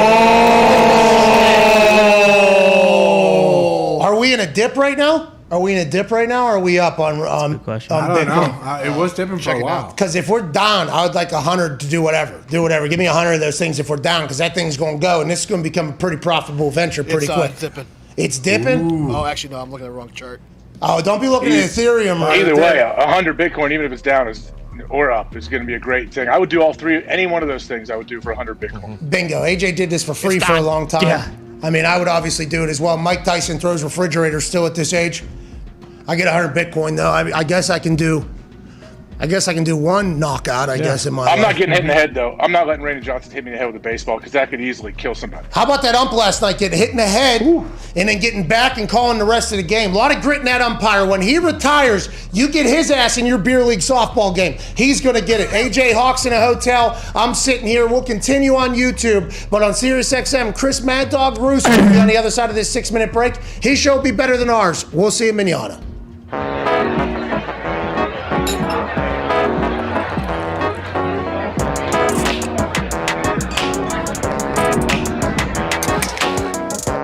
It's a nice little vibe in here. You know what I mean? Welcome to PMS After Hours, where we discuss everything that happened during the regular hours of the show live on SiriusXM. AJ, what do you think people are going to want to talk about out of the Aaron thing most in the sports talk tomorrow morning, you think? The nut shots? Oh, yeah. Field Yates already put that one out, and Skip Bayless going to say he's making excuses. Oh, yeah. Boom. He's going to do that whole thing. We have a new policy when people ask us for clips of the show, AJ. It's hysterical. What happens? So people ask us for clips, and we're like very thankful that they ask us, hey, do whatever you got to do. We're big fans or whatever. And then one time we asked them for a clip, and we were told the send back was, it can't be on after 48 hours on the internet. You got to do this, and this. So we've copy and pasted their asks, and we've just sent it right back to them. You know what I mean? We just sent it right back to them on their thing. And I assume that has potentially maybe ruffled some feathers or whatever. Yeah, maybe. But I'm excited to hear the reaction to this by the people. I think there's going to be a lot. But wait, though, if they do it to you, why wouldn't they expect you to give it back to them? Because it's like 10 different people asking for. Because they're a big network. Yeah. There's. They all stink. These companies have so many people, and everybody's trying to one up everybody. So we get. This is a never ending. Yeah. Tail. We get like 10 people like, hey, is there any way? Well, we already confirmed. But, oh, sorry. We'll circle back then. We'll put a pin in this and we'll do the whole thing. It's like, all right, you guys do whatever you got to do. We're just sending this back basically as a troll because this is what you guys sent us. And we're just getting a good pop out of this. You can use wherever the fuck you want. Although we will be adding a little bit to it for today. For the quality of the show. Yes. For the quality of the show. Can't just be zooming in on one part of the show. Let's go ahead and just cut these guys out of here and just act like Aaron's on this show. And then it'll be 420p too whenever it goes in there because we just ripped an entire little square. So that'll be. Is that what they do? Yeah, that's what they decided to do last week, and they didn't think we fucking watched, dude. We see you. So people are like, oh, Aaron Rodgers came on this show on TV and talked to these guys about this. Yeah, or maybe they just want our dumbass faces off this thing. Either way, it's all good. We don't give a fuck, to be honest, but if they treat us that way, like that's how I'm gonna, you know what I mean? Like that's what I gotta do. I don't want to do it. Like I said, I'm a big guy. You know what I mean? I don't want to have to deal with all this. You can do this. You can't do this. We got to have this off by this. You got to do this by this. This has to happen. It's like, we've given you 100 clips. Oh, yeah. And they used it every week last season. It's like, can we just have a little give and take? I think these have been good emails. No. Jeez, dude. Hey, premium internet available. Okay, normally it's the one right below the free basic ass one, like the one you have at your house. What are you talking about? There's a premium one. Stop it. It was my AirPods are switching over because I don't use these things. I'm a Raycon guy. You know that. You are a Raycon guy through and through, but Apple just released their new iPad and their new iPhone, so they're probably going to force us all to buy them. So those things aren't going to work with your old shit for much longer. Probably after today, that shit, they're going to continue to do this until you're like, all right, I get it. You own everything I have. Here's $6,000. Yeah. You know what I mean? That's kind of what they do. Gotcha. Yeah, I mean, I don't know. I don't know what the future holds for Raycon and the AirPod industry. I'm not saying Raycon. I'm saying this is Apple's move. They're just kind of fucking over your life. Well, yeah, we know. You know, Tim Cook doesn't innovate. Once Steve Jobs died, innovation left, I feel like. Well said. Very good at his job, but it's just hard to, that guy was a genius. And there's a great story of him taking some hallucinogens and, doing the whole thing. Yeah. I think a lot of the greatest minds have utilized some things that a lot of people who benefit from all of these creations, kind of attack. And that's a fascinating thing about society as well, I think. You know what I mean? Like Steve Jobs, we can say he single-handedly changed the world the most. Now, his tactics of doing it, and there's been plenty of stand-ups about it. I think Bill Burr said Steve Jobs just said, fucking go make shit. And they did or whatever. But he is single-handedly, I think, changed the entire world. Just completely flipped it all the way on its head. And allegedly, there were some outside drugs that were utilized to envision that. And then all the people that are on their iPhones and, pushing stuff will be like, yeah, these things are disgusting for society. And as they go sing Tom Petty songs, you know what I mean? They're like, marijuana's terrible for you. It's like, you fucking idiots. You have no idea. You idiots have no idea what's going on. You live a hypocritical life and you have no clue because you grandstand at all times. It's like, get over yourself, dude. Yeah, I think that's well said. Tim Cook does need to do a little fucking innovation. Yeah, let's figure it out. Hey, let's figure it out. Just like Madden, We're just selling dongles. That's all they do is sell little plug-ins for your computer because they only give you one little port. So you got to buy one dongle to plug your other dongle into so I can do this on this dongle. How good do you feel about dropping dongle in there? When did you learn that was a word, and when did you decide I'm going to use it? I'm going to tell you something. You know who I learned this from and who I started my hatred for the dongle game is your boy Sam Roberts. I used to listen to his radio show, and he used to talk about the dongles. I'm like, you're right, man. All it is dongles now. That's how they make their money. I think Sam Roberts' birthday was recent. I think. I'm not 100% sure. Last week, I think. Happy birthday, Sam Roberts. Happy birthday, Sammy. Those Sammy Brand Muffins. Happy birthday, pal. Happy birthday, Steve. Susie. Happy birthday, Susie. That was rude you did that to my mom. Hey, what's her middle name? Ann, I believe. And I'm the bad guy. Yeah. I know my mom's fucking middle name. I mean, she doesn't go. She's not from Alabama. It's not like, oh, Sally You don't know her middle name. You don't know her middle name. It is Ann, actually. It is Ann. Sally Ann. Okay. Happy birthday, Sally Ann. Shut up. She doesn't go by that. We're from fucking Pittsburgh. All right, we're not from. We don't use the entire name. All right, let's answer these last two phone calls before we get to hammer down and we can react to Diggs getting bullied into making a bad pick last night. Billy bullied Diggs into making a pick last night, and Diggs. I promise you, it wasn't him. He was the last one that came in. Before he made your pick. Yeah, he was the last one that came in. He was the straw that broke the. It was not. I'm mightier than the camel's back. Yeah, the hammer's back. Yeah, the hammer's back, dude. What pick did you make? Well, so today we learned. Okay, this morning we learned that here's the 5 pillars. Okay, of 10 Diggs' life: faith. What? Family, what? Football, what? His job, what? And his record, his gambling record. And last night he said he didn't like either way, but it's the first Monday Night Football game. Hammer Dahn is a gambling show. And then I learned that there was maybe some other people on the show that were holding their best bets and not allowing the listeners to. It was a big ordeal yesterday. Tone wasn't making bets on Monday Night Football games. Other people were saying, "Oh, my best bet I'm not handing out because I don't want to jinx it." It's like, what the fuck are we even doing a show for then? What are we doing a show for then if we're not giving out our best bets? I went to a restaurant one time. And the waiter, it was the first time I was ever in a steak place. I was with the guy that was hosting Monday Night Football last night. And I embarrassed him immediately. It was my first time ever in one of these nice places. They hand me the menu, and they go around, and then they say, "Our best seller is not on the menu tonight. It is blah, blah, blah." I'm like, "Well, why the fuck would you not?" And our second best seller, also not on the menu tonight, is blah, blah, blah. I'm like, what are we? I'm not a business, doctor, but I feel like your bestseller should be on the fucking menu. And then I was told that, well, they like describing it. It's much better than reading it on paper or whatever. And it's like, that's what these guys are doing. Their bestsellers are kind of keeping it off the menu. And the Hammer Down people do not deserve that. The Hammer Downers do not deserve what you guys have been treating them with. We are too early in the season for you guys to be doing this bullshit. It's despicable. It's disgusting. And quite frankly, I'm disgusted at what happened on the show yesterday. Okay. Fuck off. So Gumpy is one of the hosts.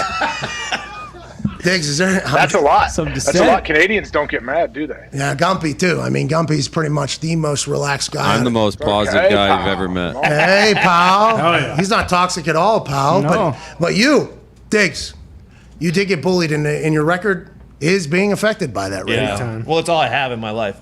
Like as a human that hosts a gambling show, people don't give a fuck about anything that you say except for your record. So like if I have a bad record, no one's gonna listen to Hammer Down. I would like to apologize for being a part of the bullying yesterday. Because I like to listen to your picks, and I wanted to gamble on the first Monday Night Football game, especially with Manning on there. So I was excited to listen to what your brain had, and you're like, I'm not giving out a pick tonight. I'm like, who the fuck are you? Excuse me.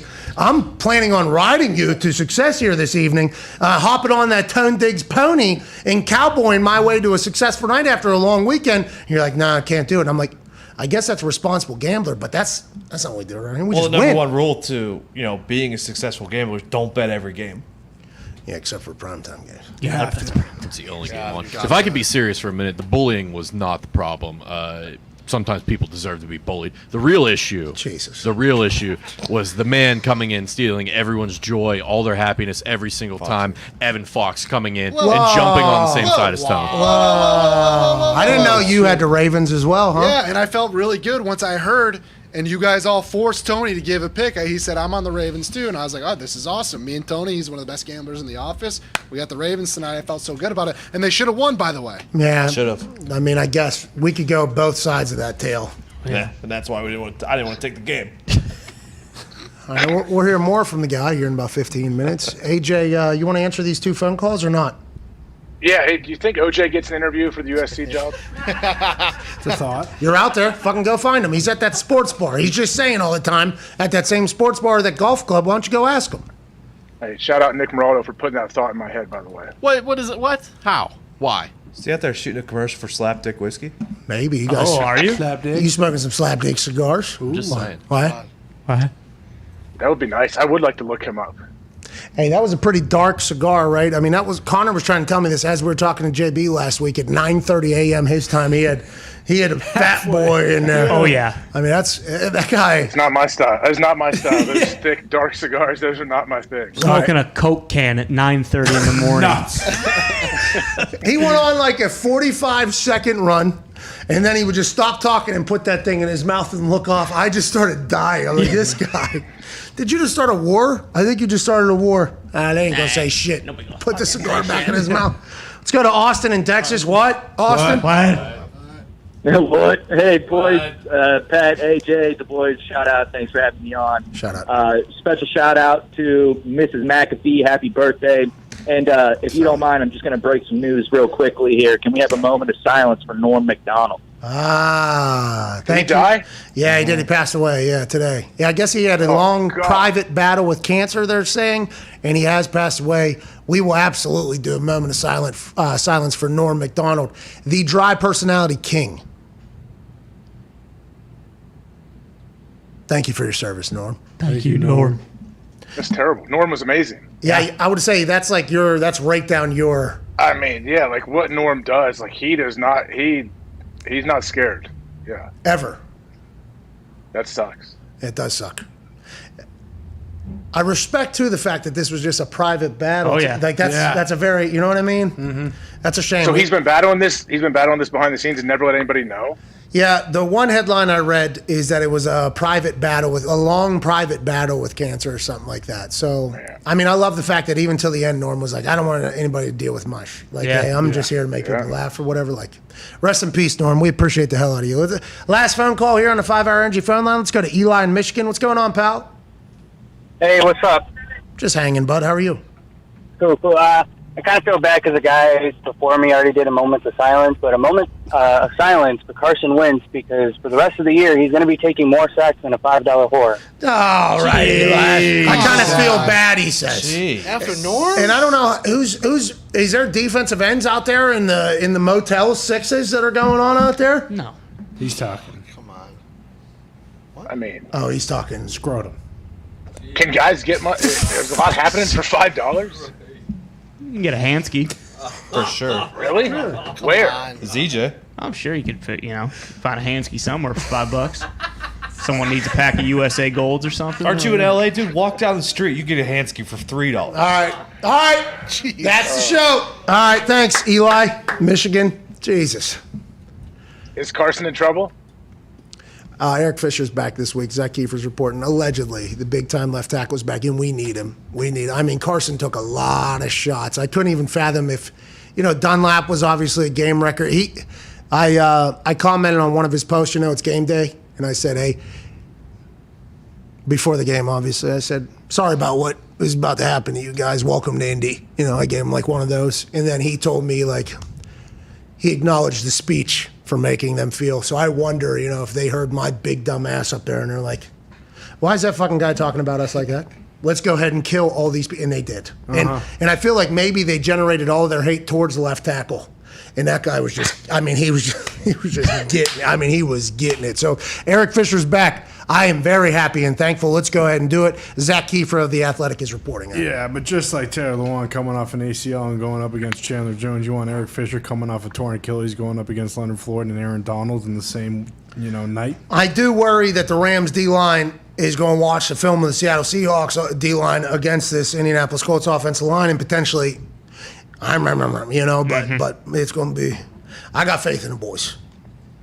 Hey, Carson played pretty good, though, didn't he? He actually didn't look bad, but he was getting killed the entire time. 15, I think he got hit 15 times, 4 sacks. Yep. That's a lot, dude. Yeah, it's just not sustainable over like a 17-game season. Eventually, something's going to give. And Carson, by the way, didn't bitch at all about it because this has been his life, basically. Right. But the reason why I think everybody was excited for Carson to come here is because, hey, we got a line. You're going to be all right. And I assume there was a couple times in the middle of that game while he was getting slaughtered, he was thinking to himself, this feels exactly like what it has been like. I thought this was going to be different. So I'm not. And Sirianni's got Philly feeling amazing, doesn't he? Yeah, especially, fresh out of Atlanta. And the fact that the cast dog was with him in Kansas City, was just amazing. There was going to be a time, by the way, where I think Coach Sirianni was going to answer the cast dog, but he then moved on to burying Buffalo, and then, there were some other things, so we couldn't get to it. But I think Coach will answer that tomorrow on the show. Hammer Dahn's in 15 minutes. Oh, yeah. Happy birthday, Sally McAfee. I appreciate the hell out of you. Big shout out to Monday Night Mannings. That was a big win. And we can't thank Aaron Rodgers enough for his time, the cast dog, and everybody else. This has been a good day, AJ. Great day, yeah. Thanks for having me on here. It was good. It's fun to join you remotely. Hey, thanks for putting a lamp in the background. You know what I mean? That was big. There's actually a lot better views that I could do of this room, but you don't do it. There's do too it. much. Do it. Can we see it? No, there's people in here now. No. What? What? Who? What? This is not a hoity-toity. Is Lil Nas X in her? What? Lil Nas X, yeah, he's all of them. Sierra, what? Sierra. Are Kim and Kanye there? Future's here, yeah. What? Future. Hey, what? Chris Gaines is coming. Wow. Garth B, was he making an appearance? If I saw Garth, if I went to, I'm going to an event tonight. It's not a hoity, it's a thing to support my wife. Yeah. Of course. But if in LA, if I saw Garth Brooks as Chris Gaines, I could die a happy man tonight. Yeah, and you'd have friends in low places. You know what I mean? That's what it'd be all about. Chris doesn't like that. I bet Chris doesn't like that song. No, Chris has acknowledged the greatness of GB, I believe. Yeah. I believe Chris has had to at this point because the one's failure for the other or whatever. But if you see anybody tonight, you say, hey, I'm on a show, maybe a sports Emmy. You're going to be in Los Angeles with all these people. You blew it at Augusta. Can we please maybe tonight think about the bigger picture here for the team? One time. Please. One time. I'll bring my. You know what? I'm using my laptop here. I got my PowerPoint deck for the sports Emmy. I'll bring it with me to this event. And hey, do you have a quick 25 minutes? And I'll flip it open. Perfect. And I'll go through my slides. You do that? Man, that's so cool. All right, thank you so much. All right, we'll see you guys tomorrow. We got a big time Wednesday. We might be up for a goddamn award tomorrow after the work AJ Hawk's about to do with these yups. Oh, yes. Thank you so much, AJ. Thank you, everybody, for watching. You're the best. I think we should do a giveaway. Hashtag PMS ART. Just, let's see here. PMS ART Cast Dog Tuesday. Okay, so it should be PMS Cast Dog ART. Right? Mm-hmm. Yeah. We'll give away $5,000. Okay. $10,000. 10,000. Well, it's a celebration. We'll give away the exact amount. About $12K for Aaron. Let's figure out what State Farm is paying us. And then we will decide to give that away so we don't even have their money in our company, okay? And just say thank you to Cast Dog or Aaron or your favorite part from the show. Best ones will make it on the show tomorrow. And if you make it on the show, you'll win. We'll give away $1,000, however many State Farm gave us. So that'll be how many winners. Nice. Hashtag PMS Cast Dog ART. Your favorite moment from today, favorite quote from today. Go ahead and tweet that out. And the winners will be announced tomorrow whenever we read them on the show. Each person will get $1,000. You're a part of the show just as much, bigger than I am, bigger than all of us. We appreciate you all so much. We will see you manana. Hashtag PMS Cast Dog ART. Favorite moment or quote from the day. Best ones make it onto the show tomorrow. 2 G's in Cast Dog. Absolutely. Yeah. Okay. Just a 2 S's. CASSDOGG. Yes. Okay. ART. It's the CASSDOGG. The Cast Dog's out here with All right. We'll see you tomorrow. Good luck. Hopefully you make it on the show. AJ, we know you won't be with us tomorrow. First week of the NFL season. Why fucking would you be here for all 5 days? Clown. Take 2 days off, but at least you're going to go get us an Emmy. We appreciate you. Hammer Dahn's in 15 minutes at youtube.com/Hammer Dahn. We appreciate you all so much. Cheers.